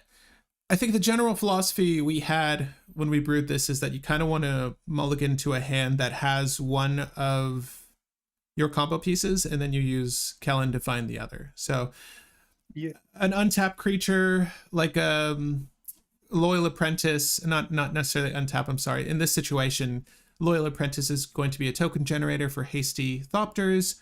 You'd use Kellen to find your in this situation. Yeah, in this situation, Breath of Fury. There's a couple of the Splinter Twin combos you can find. I know the audience was like pushing for Goblin Sharpshooter being in the list. It's a little slow, but you can do Goblin Sharpshooter. I think that the fact that he just has the utility to let you find your combo pieces relatively consistently to assemble whatever you need, and also tutor for value if you really need value is quite good. Mm-hmm. I'd probably put him in the B or like A slot or B slot. I lean more to the A slot, but it depends. Mike says Kellen. Kellen. We'll go with Kellen. I would I'm leaning towards B, just because of how ineffective it was for us when we play tested it. And that's not necessarily a fault of the legendary. It could just be how we ratioed out the list. You know, there's only so much you can do in 2 hours. Yeah, and Kellen's relatively new, so we can't say that we have the best deck or the best brute form right now, but in current experience, we can go for B. I think B is fine for Kellen. But yeah, let us know if you have a different opinion on Kellen. Wow, this is quite. I think this might be the pod today, by the way, which is fine. I think you guys are enjoying this, but we can keep some of these other topics for next week. But I definitely want to get to the bottom of this. I think it deserves this kind of attention when we're talking about color pairings, and this way we can be a little bit more decisive when we're making these decisions. But I think that's it for Boros. We didn't really have too many to put on the list. And we'll start with Orzhov next. Let's just go with the other Abdel pairing here. There are two. Agent of the Iron Throne. Right. There's what's this other one though? Oh, this was a suggested one, right? Kodama and Libio, and then Tevish and Arden are the other pairing ones. Tevish and Arden. What's his party leader though? There's Brocco's party leader, and I think it's with something or like Hero's Journey or something like that. It's the hero background. I can find that. Right, Agent of the Iron Throne, you said? Okay. Yeah, Abdel with Agent of the Iron Throne. Oh, so we've got a Orzhov Abdel, and I'll let you take this one away because you're a resident Abdel expert. But when you have this background out, commander creatures you own have whenever an artifact or a creature you control is put into a graveyard from the battlefield, exile, or rather, each opponent loses 1 life. I assume there's a line of play for this. So the whole game plan of this deck is that you play Agent of the Iron Throne and Abdel at some point in the game. Then you kill off your Abdel at some point and you animate dead your Abdel. Then you do the World Gorger loop and Agent on the Iron Throne will deal damage to your opponent each time Abdel leaves. Basically meaning that you have a Blood Artist and a World Gorger in your command zone. So your whole game plan is just get Abdel from the command zone to the graveyard, then do a World Gorger loop with Agent of the Iron Throne being a Blood Artist. So it's just a relatively fast, I want to go for this combo and kill everybody list. My problem with it is very awkward to try to get Abdel into the graveyard. You can just use a kill spell though, but it's fast, but it's either like someone has a counter spell and you immediately lose and you're out of the game, or like it's pretty much just you win very quickly, or your opponents have one piece of interaction and it falls apart. I want to say that this is a B, but specifically because normally when you look at the commanders that really excel, they're either tutoring to an effective degree, but more often than not, they're drawing you cards, right? So if you have effects in the command zone, it's usually safer for them to be just value-driven effects, not necessarily effects that are going to net you a win, or because a lot of both of these spells are like the spells that, you know, when you say like don't counter the tutor, counter the card they're tutoring for.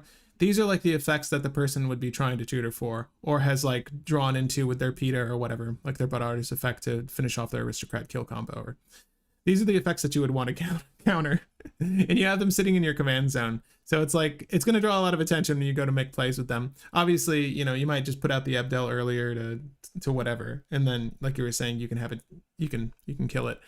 You wouldn't necessarily want to counter the Abdel, because then you would elect to have it go to your graveyard.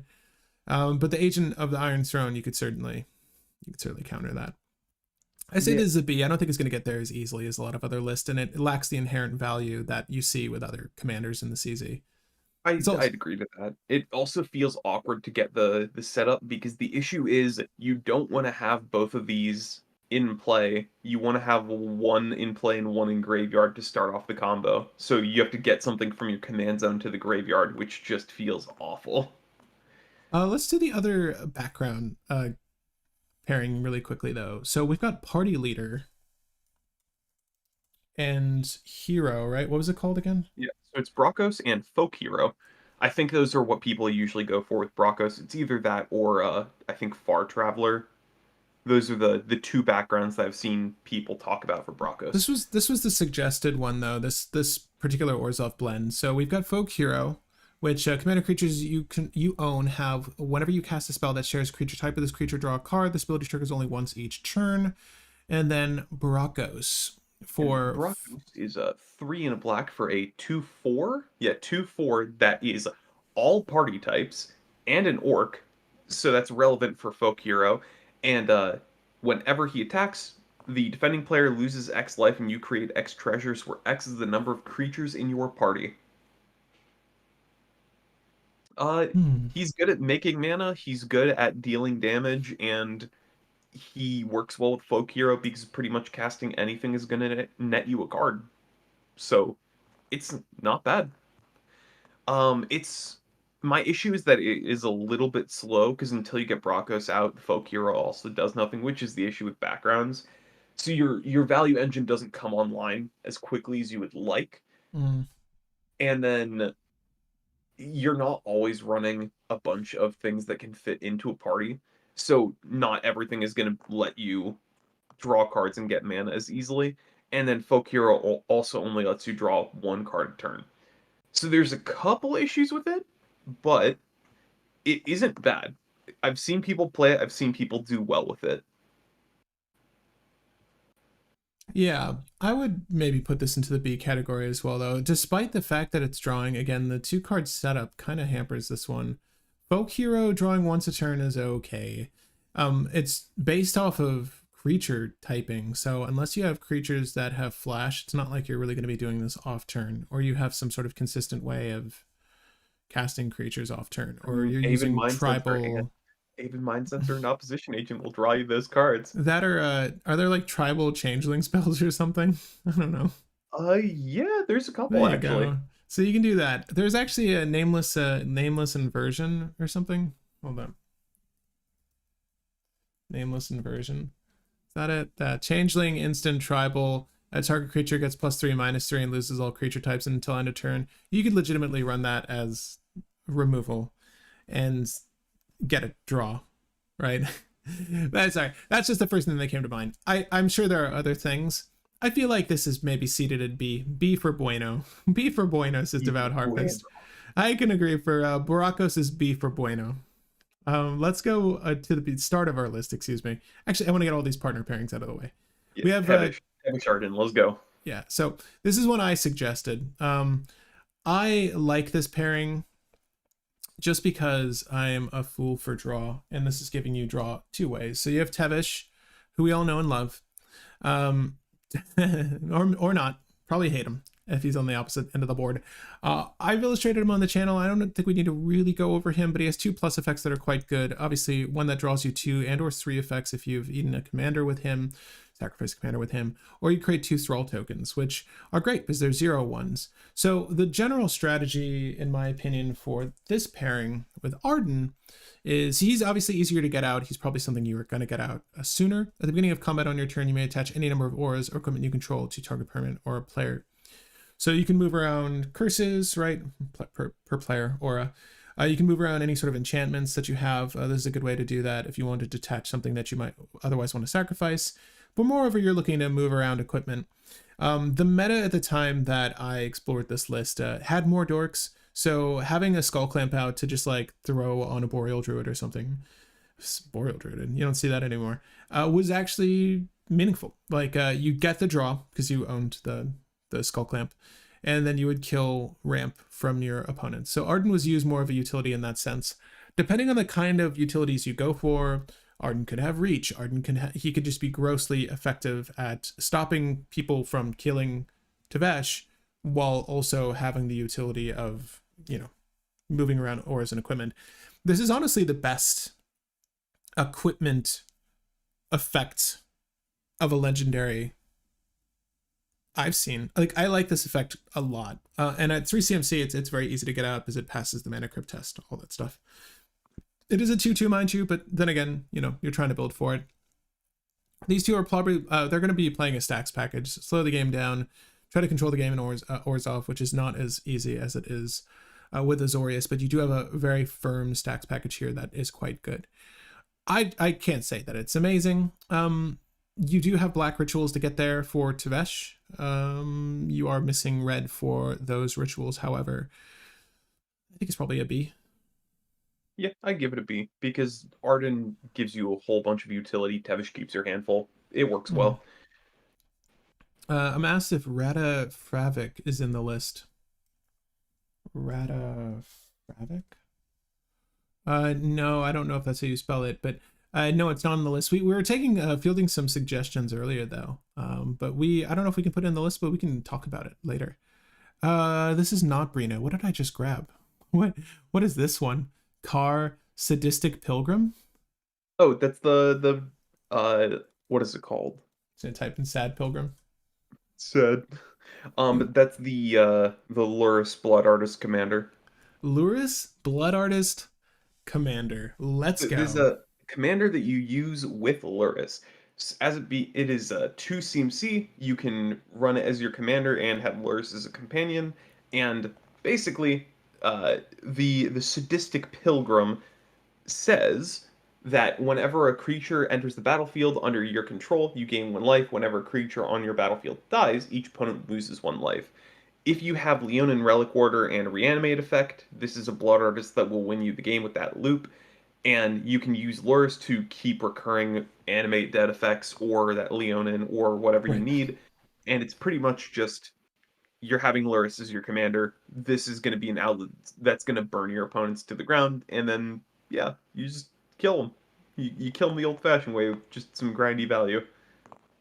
I think it's really cool. Yeah. It's outlet in the CZ. It's going to get away with it. I don't think it does inherently anything by itself, but the total build is fun. This is the life gain that Will wanted. I don't know. I would say this is in B territory as well. I don't know. It'll probably struggle. Yeah, I would probably struggle against some of the lists that we're charging out there these days. It's similar to the Agent of the Iron Throne Abdel thing, except for the fact that this requires you to find 2 cards, whereas Agent of the Iron Throne only requires you to find 1, but this one lets you run Luris, so bonus. Give and take. Bonus points for the Luris. Speaking of L-named legendaries, we have Lotho, Corrupt Sheriff. This is one I was singing the praises of when it came out, and lo and behold, everyone's playing one now. You're welcome. People thought I was crazy. This card's good. And why is it good, you ask? Orzhov, 2/1, Halfling Rogue. Whenever a player casts their second spell each turn, you lose 1 life and create a treasure token. I was saying this is like the Crom for treasures, but better, because it hits you too. And people are like, this isn't Crom. It's not drawing you cards. And I'm like, oh my god. Stop. Listen to what I'm saying. Listen to what I'm saying, damn it. You get treasures, you ramp. Don't you like ramp? Don't you like artifacts? This deck actually worked when we built it here. You can check out the list. It's good. It does the thing. All you're really trying to do is the same dirty thing that every filthy Orzavian player wants to do, which is resolve a fat Adnos. And you can do so pretty effectively. Or get to a PETA. Ignore the past 4 decks that we just talked about that don't want to resolve a fat Adnos. Yeah. Ignore those. Well, I mean, you'd probably run Adnos in Tevesh. Yeah. And you get away with Adnos and the Sad Pilgrim. I would say that Lotho. So here's the thing, when you look at a commander that doesn't inherently draw, you're like, oh yeah, I gotta Imperial Seal my Rhystic Study. You're like, oh wait, I'm not in blue. I'm gonna Imperial Seal my Mystic Remora. Oh no, I can't. All right, I'm gonna Imperial Seal. What am I doing to draw? Will, what am I doing to draw? Am I just trying to go for that ad nauseum with nothing else, with no protection? Oh, that's right, I'm not in blue. The thing that it's going to suffer is that it's only going to have a few redirects and some silence effects to roll into your turn to help you initiate the Adnos main phase, Adnos, PETA, whatever you're trying to do. So does that knock it down a peg? It's just mana, right? But I would say it's that's all you need. I don't know, like, is it better or comparable to Caleb and Krug? Because, you know, Oscar, I think what was being commented or highlighted in the comments is that, you know, making copies of a mana crypt or making copies of a soul ring is really powerful. And here we have a commander that's just making mana off of our opponents doing actions. So we're freely getting mana. So it's a 2 mana, not do nothing. 2 mana do quite something, provided they've cast 2 or more spells, right? Yeah. So I would say that Lotho fits into the A territory because it's doing the turbo thing that black wants to do, not necessarily white, with the protection of white and some of the recursion. But how do you feel? I would honestly put Lotho as S, only because you can consistently ramp yourself in the worst case scenario, and you can just kind of tutor for anything to try to win the game. Like, you have Rozaketh, you have Hoarding Broodlord, you have all these things, and you can play Lurrus as your companion if you want. I think the better versions of the deck haven't been running those because they want to have the bomb permanents that can win you the game. So Lotho just ramps you into what you need to try to find a win, and you can turn kind of a bunch of different singular cards into a win. Like Vampiric Tutor can be a win, Demonic Tutor is just a win, Diabolic Intent is just a win, like Ad Nauseam is just a win, Peer into the Abyss is just a win. You win the game in a multitude of different ways, and you just get there. The amount of mana that Lotho makes will just give you a bunch of wins. Yeah, I mean, it really depends on your matchup. Like, if there's one stacks list, there's one guy who's running a rule of law.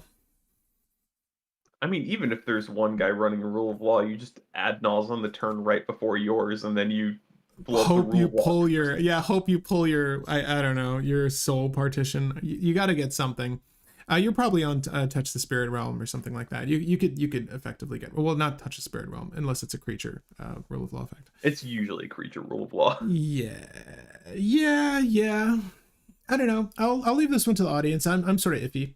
Lotho into the ring, also a good reanimation package. Yeah, I could see that. Definitely want to get the ring out in Lotho, though. I feel like that's probably a good spot for it. But I'll leave it to you guys whether you feel it's S or A. We don't have an Orzavian in the S slot, so if there were to be any one, it might be him. It might be him. So, and not to say that we need to have an S tier Orzavian. This is all a study on the suggested legendaries we received, and then some that we feel are competent in the space of CDH.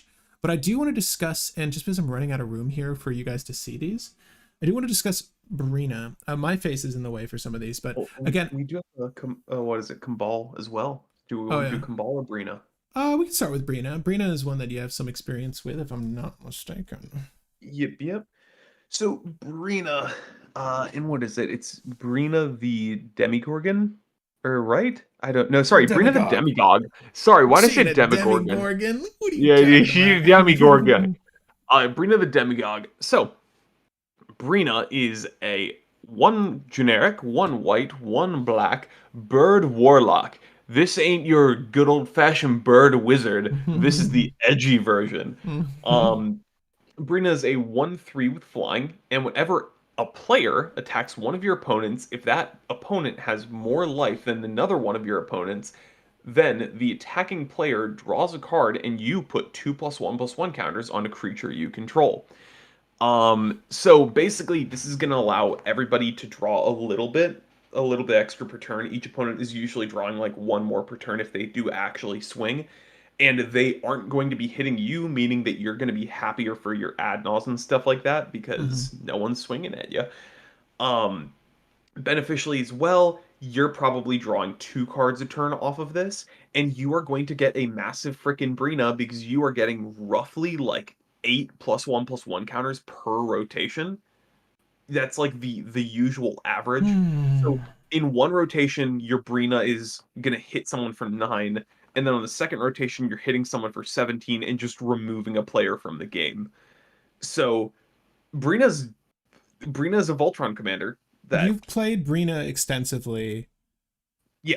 What, where does Brina slot for you? Just to, oh, actually, before you even get to that, what were the hangups of playing Brina? What were the highlights of playing Brina? So the hangups are that it feels a bit difficult to close out the game sometimes because Orzhov still doesn't have the cleanest win cons that you can go for. Yeah. I did a Brina Doomsday package because Brina letting you draw two will let you assemble Doomsday lines a lot easier. Mm-hmm. But On the attack, right? Yeah, yeah.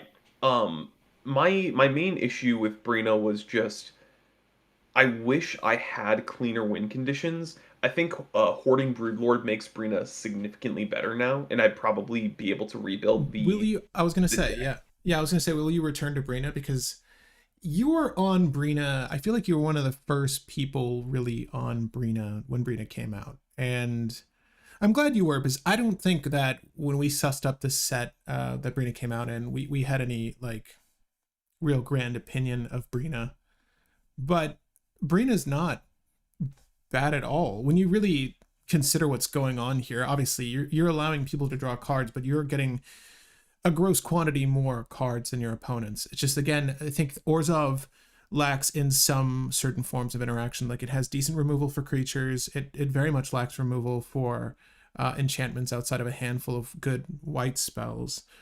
Artifacts, you have a few more solutions for. I don't know. I don't know. Like, what did you feel like you were lacking in interaction turn to turn? Like, despite you getting a fair amount of draw, did you feel like you weren't able to hold the board down? I felt like I held the board down very well. My issue was just games would go on too long because I couldn't find a way of closing. I think if I Mm-hmm. wanted to rebuild Brina again, I would probably cut the Doomsday package and I would just go for Leonin Blood Artist things, like just the usual Animate Dead Blood Artist loops, Mm-hmm. Hoarding Broodlord, and then hard stacks. Because I think I wasn't running the Rule of Law effects because they slowed down my game plan a bit.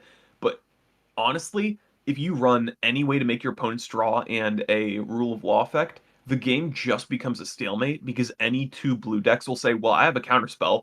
You're probably going to try to do something to win. Rule of Law makes it so that my counterspell just stops you. So we're just not going to play the game at all. And when you hit that stalemate, Brina just becomes a monster. Brina's swinging at people for lethal commander damage very easily. So I think Brina would probably be A tier in my opinion, because I close to S, but I'd lean more so to A because there's still issues with Brina. But the other interesting thing is that Brina does not put the +1/+1 counters on herself. She puts the +1/+1 counters on any creature you control, meaning that you can build up a walking ballista and just keep the entire board clear for the entire rest of the game. It's a build a bowmaster. Hmm. And you have Bowmaster. Yeah, you now have bowmaster.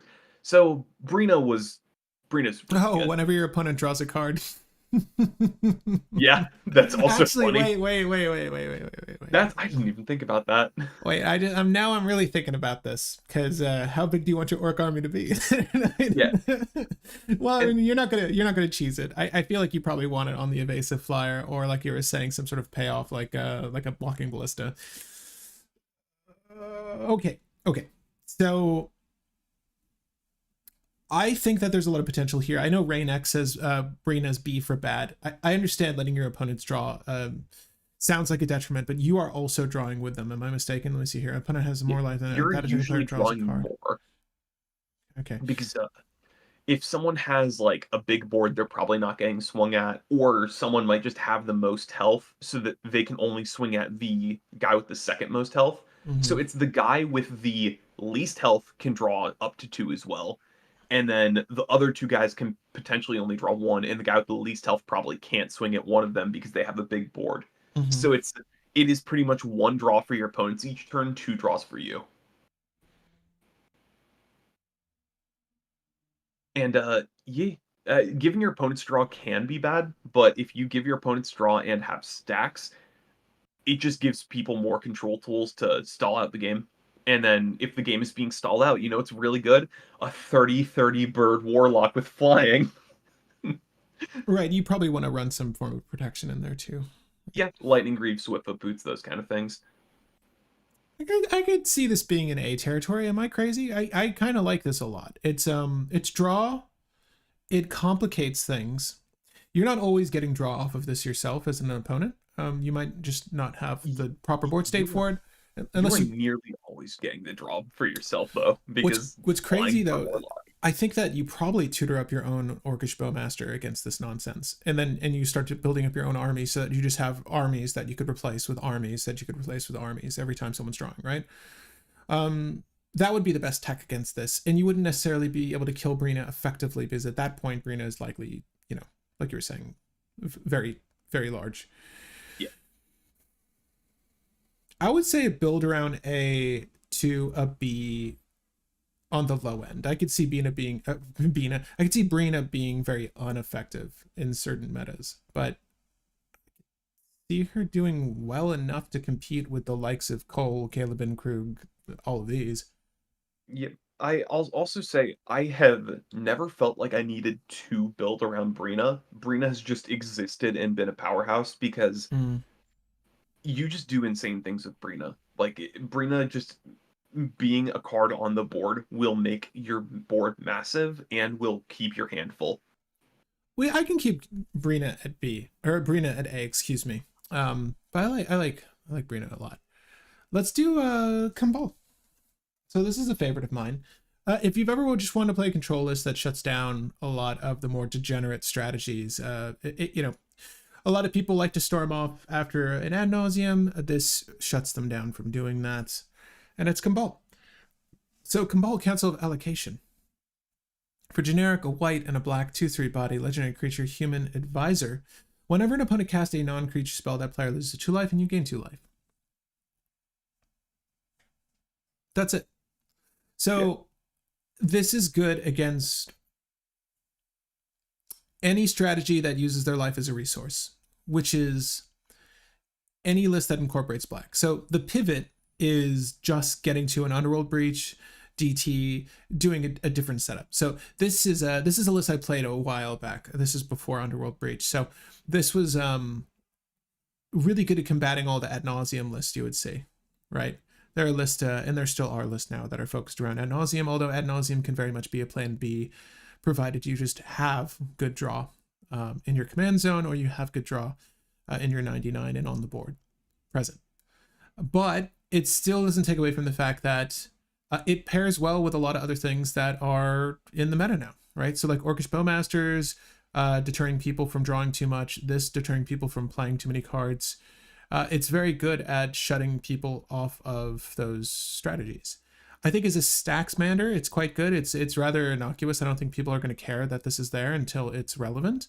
And then hopefully they have removal for it. But when they go to use that removal, they're going to lose 2 life and you're going to gain 2 life, which is feeding into your strategy of also playing ad nauseum, right? So you can kind of get away with a deck that has a slightly wider curve than, 1.67 or whatever your average curve is for an ad nauseum deck. You can get away with a list that has a slightly wider curve playing maybe some one-sided stacks effects, but you're not going to dive too far into things like rule of law and whatnot. I like Cabal quite a bit. I think it worked in an Underworld Breach meta better than it does now. And it's probably why I shifted away from playing it, but I played Cabal for a good while and I always enjoyed the list. This is when Gitrog was more prevalent, I would say. I don't know. Oh, Will, what are your thoughts on Cabal? Cabal is interesting. My main issue is that the effect is solely based off of what your opponents want to do, and it isn't advancing your game plan in a very notable way. No. So I think that Cabal can do work, but isn't that life gain. great. I'd probably lean towards like C or B. You know what's funny? I never really thought about incorporating any sort of life gain effects, but anything like whenever you gain life, you can pay 1 to draw a card and create a soldier, or like any of that nonsense. You can do that a lot. Yeah. I like it a lot because it's not restricted in its ability. I don't think it's A tier necessarily particularly now, but I would say that it could fit into a B, like high powered. All right, I'll agree with B. I think it's certainly better than Aaron and Giada. Yes. Oh, very easily, yes. Um, so we've got Captain Sisay for Selesnya. We'll start with her. Easy, or what's Kodama? I'm sorry. Oh, Kodama and Livio. We'll work on that later then. We'll do that Yeah. later. So we have Miss Sisay here. And Captain Sisay is 2 generic, Selesnya, 2/2 body, rather weak, legendary creature. Search your library for a legend or legendary card, reveal the card, put it into your hand, then shuffle your library. Well, you've seen us pilot the One Ring very well, but the decks we're doing it with put it into the battlefield. This is fine. I don't know. There's still stuff that obviously she's still fine. I know people want to play Sisay competitively. I don't know how good she is. I just don't know how to gauge her. I'd probably put Sisay in B, just because Sisay's game plan right now is just do stacks with like weird interactions and things like that to win the game, and you use green to ramp into that a little bit better. The deck has gotten a good amount better because you can search out the One Ring and use it like the decks that just play the One Ring for the sake of playing it. Sisay does that, but consistently gets the One Ring. So I think that Sisay is a B. I would probably keep Sisay maybe as a C before, but with the One Ring being printed, I think that she gets there as a B. Right. I mean, she's a 4 CMC, do nothing until your next turn. Then you can search up the ring, provided you had the mana for Sisay outside of like a Jeweled Lotus or Lotus Petal or anything that's destructive.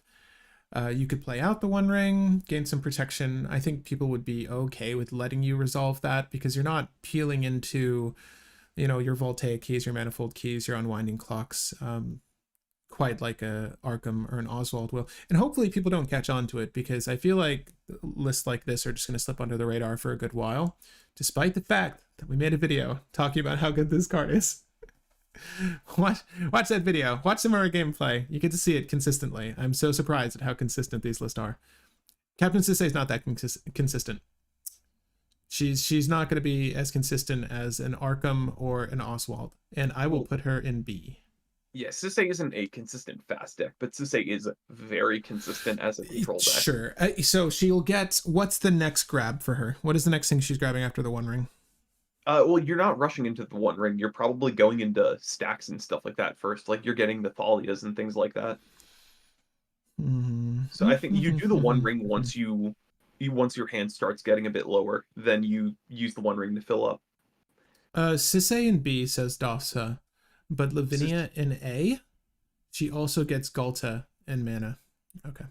You don't like Lavinia in A, Dofsa? Or are you saying Lavinia for S? So the reason why Sisay for B and Lavinia for A is Lavinia comes out early, slows down other people's game plans, has a succinct and useful combo. Like, Lavinia does a lot. The issue with Sisay is that, yes, you can find certain combos here and there. Shia. But Shia is potentially the best combo, but my issue with Shia is all the things that combo with Shia are non-legendary. So you have to use Sisay and another tutor to try to find it, which isn't bad, but it's a very mana-intensive combo. And Sisay is still a very mana-intensive commander, so you're going slow to get out Sisay. Then you're using Sisay to probably ramp a little bit. Then on like turn 6 is when you start finding your combo cards and you combo off on turn 7, turn 8. So it's just very, very slow for Sisay to do stuff. And there aren't enough great legendary stacks pieces to make Sisay useful. I think if we had like a legendary rule of law, Sisay would be insane. But no, we don't have one. And kind of thank God, because if we had one, that would be disgusting. Yeah, no, I don't want that. We don't need that, Will. But moving on, I'm happy with Sisay and B personally, but you can talk me down from this ledge if you want, guys. You can continue to try. But I'll be standing there holding Sisay's hand the whole time. So we have Sithis, speaking of hands, we have those hands that harvest. I have played this deck on the channel. It is effective at what it does. It is the best Enchantress commander yet. Where does it rank? Whenever you cast an enchantment spell, you gain 1 life and you draw a card. So it synergies with draw. Obviously, draw effects if there are any that you care to run here, outside of just drawing the card. And then obviously you gain life. So the best spells, in my opinion, for this list, with all of the ramp, you're going to use Gaia's Cradle, but namely Sarah's Sanctum is the best one.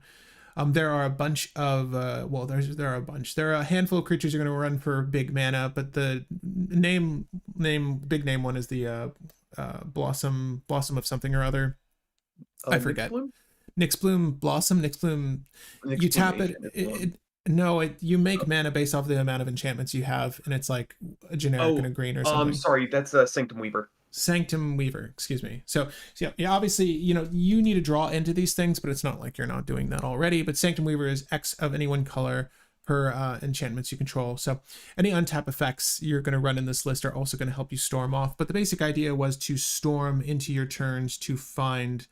I think we ran Heliod Ballista, but I ultimately devolved the list down into single-sided stacks, effects that tax people, and then ultimately a bunch of engines that just put out tokens, and then I just went to beat face, because that ultimately wound up being the best thing. So you use random things like Trudge Garden. You'll use the ones that generate angels, like a Sigil of the Empty Throne, I think is what it's called. A bunch of token generators, though. So you just have a wide board of creatures, and any sort of consequential enchantment would buff your other spells. And some of the best storm cards were the there's 2 white ones. There's a white one and a green one, rather, that you can pay to return to your hand and just repeatedly cast them. And then you repeatedly cast them, draw to your deck. Wait. Do you have enough enchantments to tap either one of the things? Tap one of the things, make mana, proceed. It's good. It's really good. It gets going there. People were certainly worried about her enough to try to stop her early. But it is a slow grind at first, and sometimes you just don't hit the right enchantments to get the ball rolling. So it is really specific on the synergies you're pulling into. And you do have tutors, though, in these colors to find some of them, like Enlightened Tutor being the key one. You also have Recruiter of the Guard that can find a lot of the creature-based ones. What are your thoughts, Will? And I think Sithis is pretty good. Like, someone saying Sithis seems like an A. I'd probably agree with that, honestly, because Sithis has just been getting more and more tools. One that I joked about when it initially came out, but I do kind of like, is Prize Pig, because you cast 3 enchantments, gain 1 mana. So Prize Pig is like a nice storm effect for Sithis. And in addition to that, you can do Village Bell Ringer combos with Sithis to easily go through your deck, because Temur Sabertooth Village Bell Ringer, or the new enchantment from Dominaria, that's the bounce a creature, if it would be put into exile, instead put it in exile, then return it to hand. So you can do things like that to infinitely recast Village Bell Ringer to make infinite mana, then use the infinite mana to infinitely bounce enchantment creature, and then you draw your deck.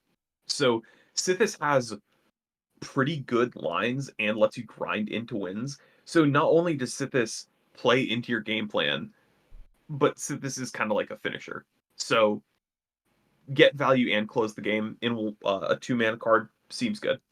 I give it an A. Yeah, generally you look for the turn 1 Sithis play, and then you just proceed from there. I like it a lot. I would say Sithis is an A. I think she's comparable to everything else that's in A. Certainly more than the B tier pairings and legendaries. I like Sithis a lot. I think she's certainly one of the better Selesnyan leaders, if not the best, which doesn't bode well for the rest of them. I guess you can make a case for Livio Kodama, but let's look at Master Yasharn. We all know. Indeed. We all know Yasharn. Prized pigs. Yeah, I actually like Prized Pig in Sithis. It's kind of funny. It's not bad. It's actually quite good. This goofy little pig. He's also a 0/3, so you can protect your life. Yeah, it's a Tymna blocker. You need a Tymna blocker, right? Everyone needs a Tymna blocker. Okay, so we've got Yasharn. This is a real. Do you think this would have won the prize that year if it was entered? Sadly, I don't think he's put up enough of a pig. Yeah, he's not getting that blue ribbon.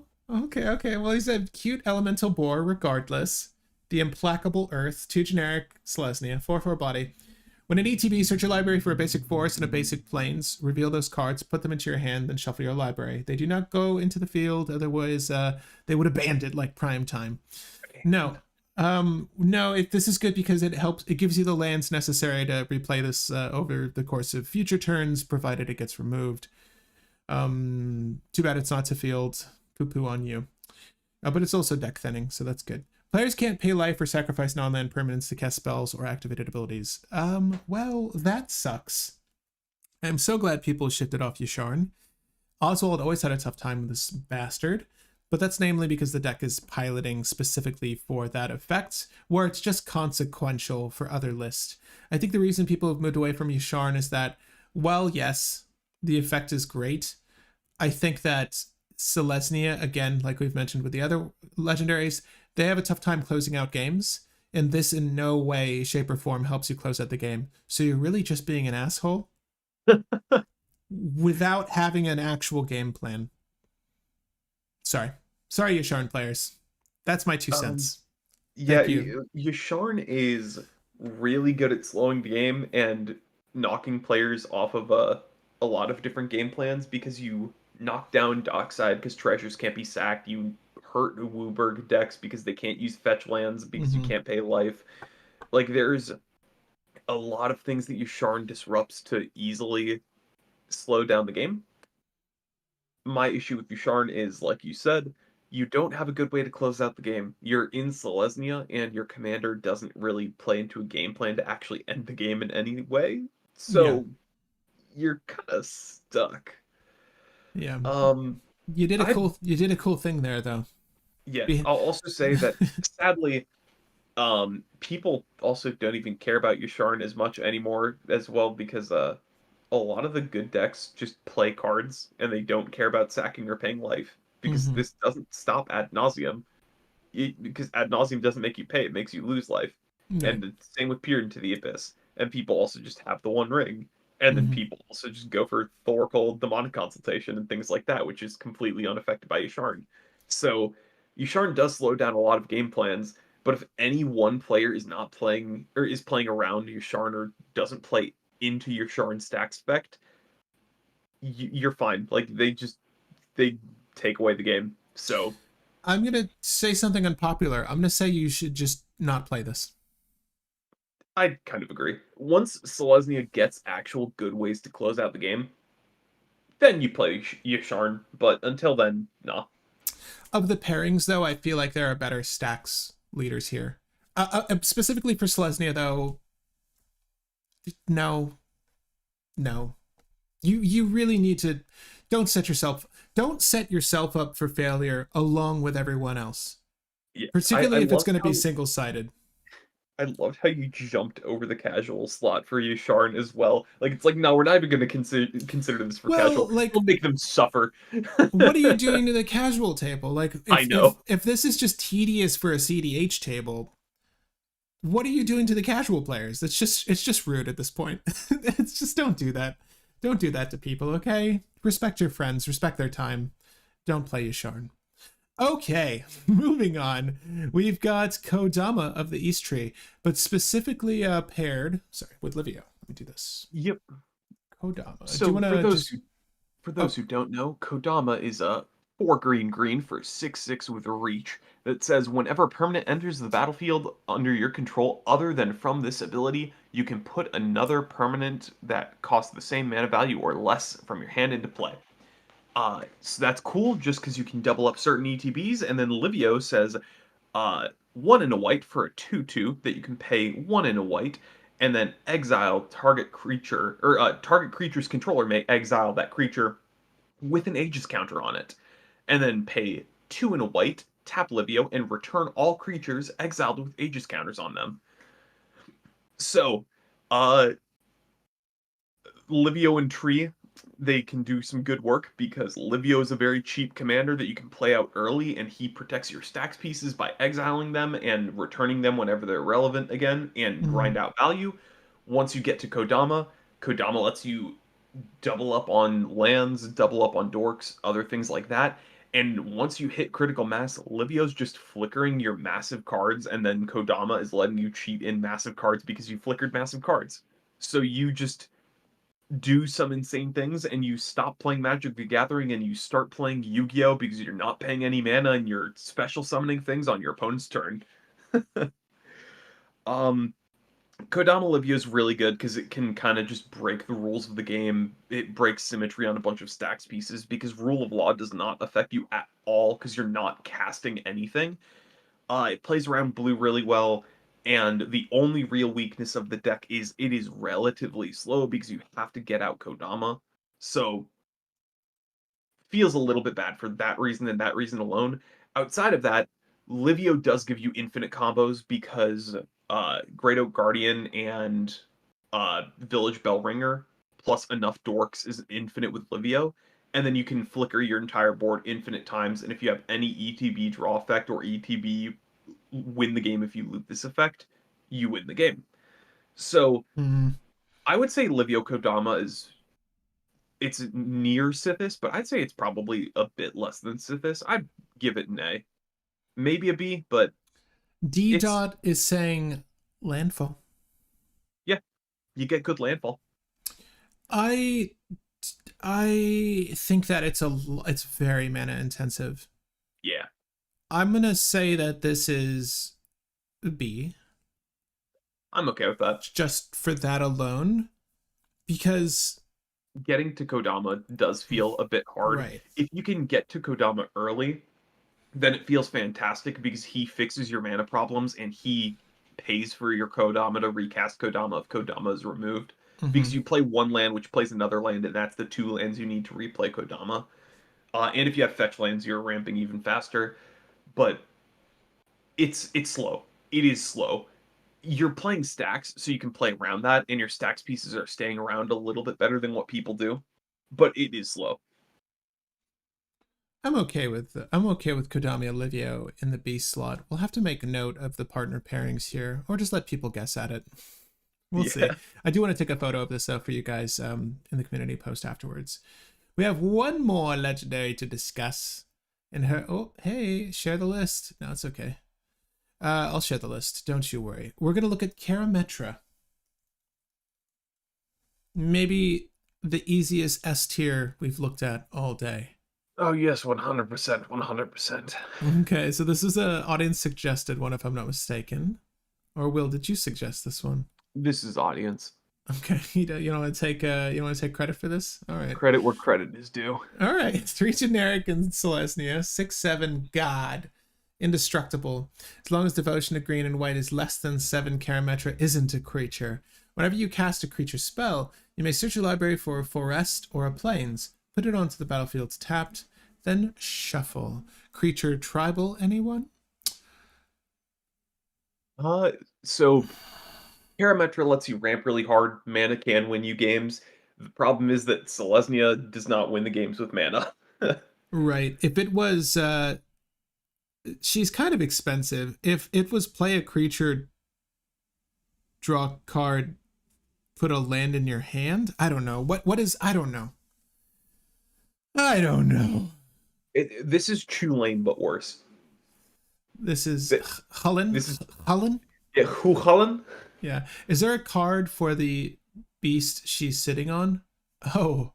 Is there a card? I think. This giant dragon thing? This bat ferret? I think there's a constellation card that's monstrous that is supposed to be that. Ooh, this one looks amazing. Oh my gosh. I'm gonna say Karametra is a casual card. Yeah, I'd give Karametra a casual. I'd give her the casual slot. Give her a little casual. Give a little cash.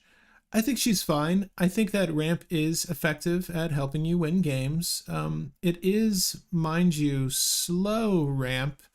And unless you're breaking the casting speed of a spell, you're only really going to be getting these on your turn. However many you get is entirely up to the composition of your list. But yeah, looks so cool. I agree. I think the looks alone put her in S tier, but I can't put her much higher than that for the effect itself at its cost. despite it being indestructible and tough to get rid of. Anyways, I think that's it for our list, guys. Unless there were, any other cards you guys wanted to talk about. I know we got some suggestions. I suppose we could look at Gaddock Teague minimally, if not place him on the list, but we'll do Gaddock, Yep. Mr. Gaddock Teague. Teague is interesting. So, Gaddock Teague is 1 green, 1 white for a 2/2, because I'm doing this off Wait, Will, memory. before you go over it, wouldn't it have been funny if they did Gaddock Teague as a portrait art for Commander Masters, but all they did was literally use the same image of him here and then just replace the background with like a green wall? That would have been funny, yeah. Oh wait, I should just Photoshop that. Enjoy the joke, guys. Wait, I'm gonna Photoshop that for later. Here, let me save that here. Anyways, Will, I'll save it later. It's whatever. There you go. There you go. Cool.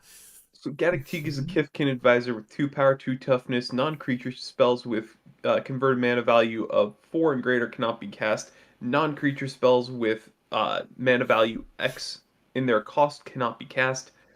The issue with Gaddock Teague, I'm so funny, Will. I just can't get over the stupid I know, idea. All right. comedy genius. All right, what does he do? What does he do? So shuts down Ad Nauseam, shuts down Peer into the Abyss, shuts down the One Ring, shuts down Beseech the Mirror. Eat it, you filthy Whoa. Beseech the Mirror players.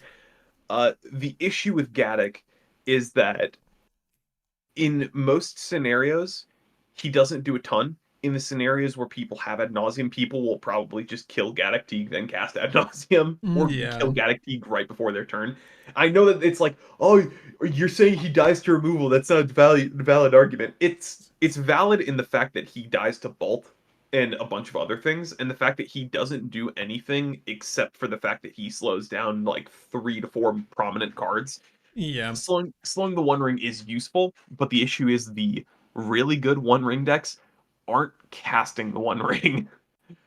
No, they're certainly not trying to go for the cast. So Gaddock Teague is just kind of very slow, and he has the Yasharn problem of he doesn't advance any kind of game plan. He's just there to hurt people, and that's kind of it. He also just doesn't do enough. Honestly, if he said 3 CMC instead of 4 CMC, maybe. But people still just win with a Thorkel and Breach, which don't care about Gaddock Teague at all. Poor Teague. Yeah. So I'd say Gaddock Teague is probably casual or do not play. He's somewhere in that range. I'd probably say do not play. At least as a commander, do not play. In the 99, he makes it into casual. He's funny in my Holland deck. I can bounce him when I need to cast the spells he blocks. Yeah, that's true. Yeah, I love this portrait art, though. He has one of the best artworks centered around him. Yeah. I wouldn't even. Why would they even switch to new art? No offense, Matt Stewart. Greg Staples kind of nailed it here. This is like the perfect art. But yeah, certainly S tier art. I'll say that much. Well, we have our list, and I gotta say, I really want to build this vehicle now. This just happens to me. I wish there was better art. Sorry, no offense. You should also rebuild the Sithis now that we've gotten kind of some extra lines for the Sithis and things like that. So no, I'm off it, Will. Actually, I still have Sithis back there. I mean, I technically could. I need to. We can revisit Sithis at some point. That'd be fun. Yeah, you know what's funny though? Like, I feel like, okay, so let's just conclude this. I did want to give our overall conclusion though on what the best color pairing is. But if you guys also want to throw in one of the other ones that was mentioned before but misspelled. So Ratadrabik. Ratadrabik is the zombie wizard with Ward 2 that says when another non-legendary creature you control dies, make a token copy of that creature, except it's a non-legendary 2/2 zombie. So Ratadrabik is really cool because he recently got a combo with Boromir to just make infinite death triggers. So Ratadrabik is a ward commander that keeps your legendary creatures alive for you, and is hard to kill because he has ward, and the fact that he has an actual relatively decent combo now is quite interesting. I I don't think he's fantastic, but I think that he definitely can do some CDH You're things. saying this isn't as good as Tivit Time Thief? Well, I mean, This isn't. let's give him the fair shake of comparing him to the Abdel Agent of the Iron Throne at Oh, least. okay. So, Agent of the Iron Throne Abdel is functionally the same general concept of you have a blood artist. Actually, I guess it's probably uh it's closer to Ellis Ilkor. So you pretty much just have the combo set up for a blood artist loop. The thing is that Boromir is your Leonin relic order, and Ratadrabik is your animate dead, Mm, and then you just need something like Blood Artist to some get the payoff. combo. Yeah. The fact is that 4 mana to do something that doesn't either draw you a bunch of cards or slow down your opponents by a significant margin feels really bad. But he's a vigilant 3/3. I mean, true, Timna's not going to be hitting you easily, but like, eh. That slows the Tibna player down quite a bit. I don't know. I think Ratadrabik's fine. I think Ratadrabik with Boromir is a really cool combo. I would still say it's like a B. I'd argue C just because it's significantly worse than a lot of the things in B by like a good margin. It Mm-hmm. does do a combo, but it's so mana intense. I'd give it B. I'd still Create a give it token B, of but that creature, except it's not a legendary. Get a 2/2 black zombie. Oh, what does Boromir do? Does this really go infinite? I'm sorry. Whenever yeah. you. So Boromir is sack protect a thing and then be tempted by the ring. So what happens is you sack Boromir, make a non-legendary copy Boromir, then the Boromir activation resolves, tempting the ring onto Boromir, making it legendary. Sacrifice that legendary token copy again, again, again, again, again, again, again. So it works. It works. Was Grand Arbiter Augustine on the list? No, it didn't make the list. Propaganda. It It's was one that I was thinking of adding, but I'm like, everybody knows it. Nobody plays it anymore. It would probably be a B, maybe like a C, but like yeah, or like I it. would say it's either B or D. Like you just don't play it, or if you did play Yeah. it, it's not comparable, sadly. But yeah, so I think the thing that we can get from this is that while we all elected that Orzhov was by and large at least our favorite from the live audience, both from the live audience and the poll we took with over 6,000 votes, Orzhov was voted as the favorite. But in the comments, we were reading that Azorius is likely the strongest. Well, Azorius does have one S tier competitive contender, at least in our opinions, here on And the it has list, the most A's. and has the most A's. Surprisingly, Lavinia, Urza, Candlekeep, Abdel makes 4 total between S and A. Boros has the second most, and people were shitting on Boros. No one here, I don't think, in our live, Boros got 12% of the vote. During our poll, I think Boros also actually equally got 12% or 13% of the vote out of those 6,000 votes. But we have Winota, Cole, Queen, Caleb, and Krug, and that makes 3 between S and A, which is interesting that we were all fighting for our Boros legendaries while this live stream was running. So fun mini game in that sense, for sure. Azorius certainly still takes the cake when we look further into the B tier legendaries. But so far as Orzhov is concerned, we have Brina and Lotho, with some people finding Brina questionable as a choice, even for A, right? And I would say that Lotho, honestly, among the list, doesn't feel as good, certainly, as Shorikai nor Winota. Shorikai is tempting as hell, though. Again, we might do a live stream brew on Shorikai. If you guys want to join me for that, let me know. That'll be fun. Let's see here, and I'll get to any more questions or comments before we close this one out. And Selesnya, obviously, third most votes, and it has 1 on the board. It has 1 on the board for A tier with Sithis, which is kind of what we suspected, I think. But that's interesting to see that despite the kind of, I would say it's a false opinion of Boros. Despite the false opinion of Boros, it is actually quite strong color in Commander based off the legendaries at the helm. Yeah. At least looking at the legendaries, I will say this is not an accurate description of which colors are the best, but this is a good look to see which legendaries are playable in CDH, which Mhm. gives a good view on what is the best color. Right, and by no means is this every single legendary in the pairing. We did look at a handful more there. I see Bremaz being suggested, Demigod Spartan in the comments, but Bremaz is fine. I think Bremaz as a potential KCI commander is good. You have all the tutors to find KCI in that list. I would say that Bremaz would probably make it to B. I would argue that it's not enough for B because I built it. We tried on stream that one time. It's the issue is that you need to hit like 3 to 4 cards to get the combo to work, and Bremaz doesn't have a good way of finding them. He's just another piece for those cards to make them work easier. Yeah, I feel like the legendaries that only make up part of the combo in the command zone are never really going to push how strong the list can be, unless it's consequently doing something like Cole, where you're getting bodies that have really great ETBs, or there's more to the effect than just being part of a combo. I think just being a combo enabler is not enough these days. I think you need inherent value, whether it's tutoring or drawing, or the thing you're doing, the thing you're enabling in the CZ is granting you free. Not even you're playing spells with Caleb and Krug.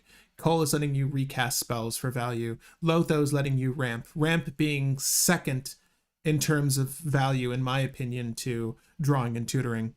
Like we've seen before, and like I've said with Tivit the other day, like when you have an empty hand, all the mana in the world, it's the Smothering Tithe problem. All the mana in the world is not going to matter. Like, unless you Flusterstorm, then it's relevant. But having mana and nothing to do with it, that's a problem we all suffer, right? Like, you don't want to get a hand that's flooded with lands. It's the same issue I was having when I was drawing with the ring. We just want solutions at this point. So drawing and tutoring, way more important than mana in a lot of instances.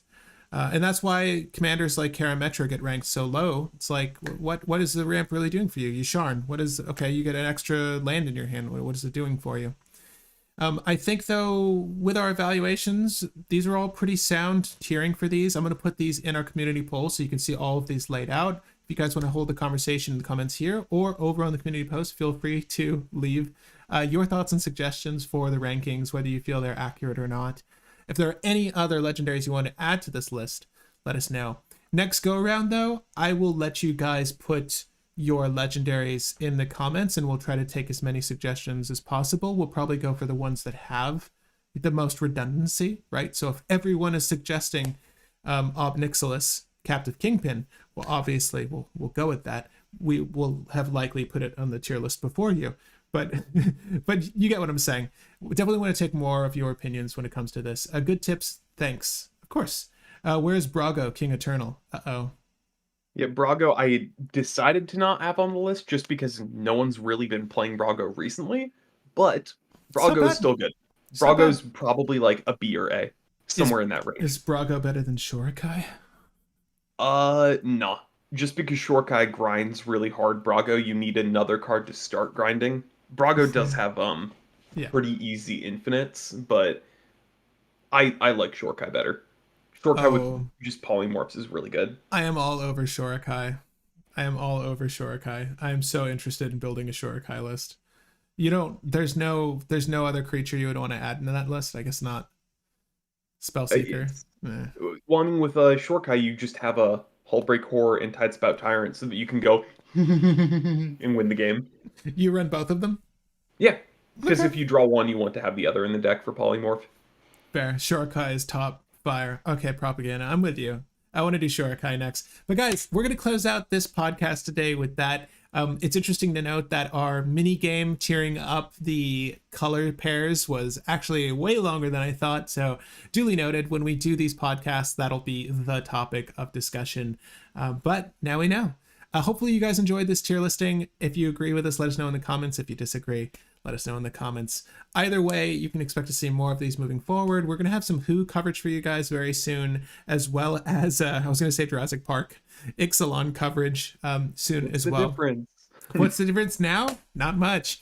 But no, there's a lot of cool stuff coming out that we've seen. Expect to see some new lists from us. I know you all love seeing me play Oswald, but I do intend to build some other lists that I can bring to the table.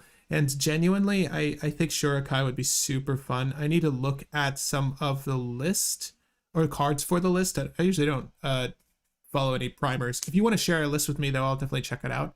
But I want to look at what could go into that list and make it effective. Obviously, all of the untapped shenanigans, but maybe you can expect to see that on FNM. While you're still here, though, I'll encourage you to leave a like if you enjoyed this video. Thank you again for watching. Hit the subscribe button as well if you want to see more of these. And hold on, if you're free Friday night, Will and I are going to be playing some Commander here on the channel Friday night, 7 p.m. Eastern Standard Time. And if you want to join us, all you got to do is show up. I'll, of course, be leaving information on how to play with us in the community post tab here on YouTube, as well as our Discord. You can expect a link to the Discord soon. So if you wanted to show up, bring your best deck. Again, it could be Karametra, it could be Yasharn, it could be whatever. It doesn't matter how we feel about them.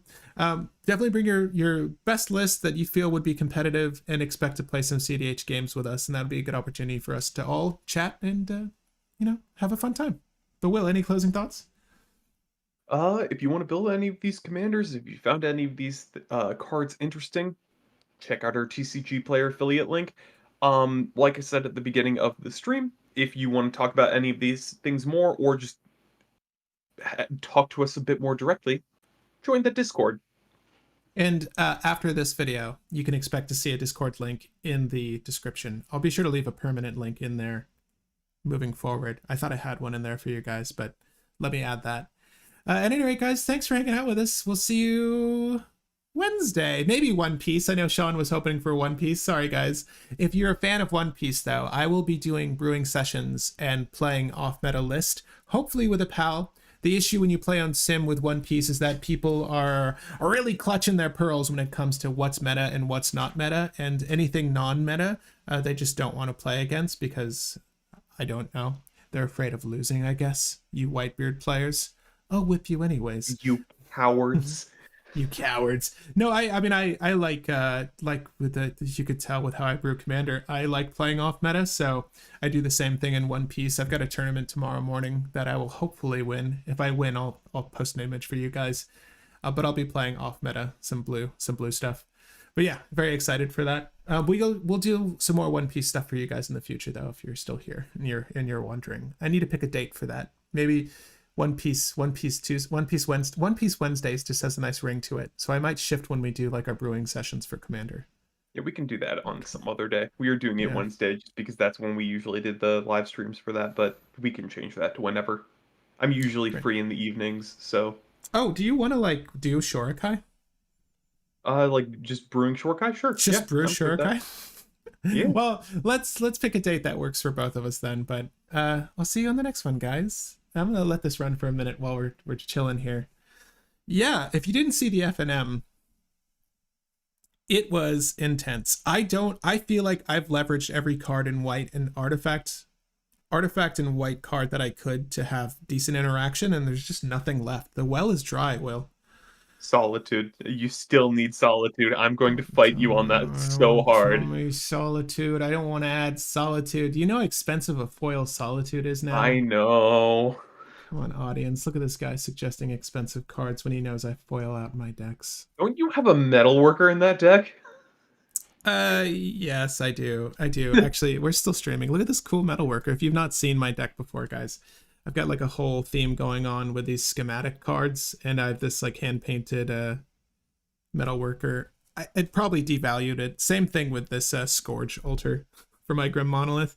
I gotta say, I saw Scourge do a Grim Monolith once, and I absolutely loved the extended look of it, and so I went for it, but obviously these cards are more valuable when they're, well, that's not true. It depends on the altar artist, but generally speaking, people want, what am I trying to say? Unmolested cards. They don't want the untainted, yes. But I don't care. It's my deck, so poo-poo on you. Y'all are still hanging out. Well, usually plan after this. Let me close this stream out. If you have any other questions, feel free to let me know. I'm just chilling here. I'm actually looking at the prices of foil solitudes on Card Kingdom only because I have credit with Card Kingdom right now. You said you don't use Card Kingdom anymore, though? I don't. I don't use Card Kingdom because I've had so many times when I was like, "Oh, I hope I get these cards like within a reasonable amount of time," and it's always been like over 2 weeks. And then I'm like, "Oh, I need to order express because I need it like this week." And then instead of having it send in like 3 days when it said, it was almost a month. So I'm like, "Yeah, no, I'm done." Is exiling a target creature enough? Yeah. I mean, you run Swords to Plowshare, you run Path to Exile. Like, dumping a card in hand when you have a flush hand is pretty fine. Like, that's not much of a cost. You think Solitude is good enough? Okay. Yeah. It's $130 to buy a foil Solitude. Yeah, that is indeed expensive. Yeah, that's I not worth it. recommend. Are we still on stream or not? No, we are. Let me. Because I was Let gonna me. say, we can get a proxy of the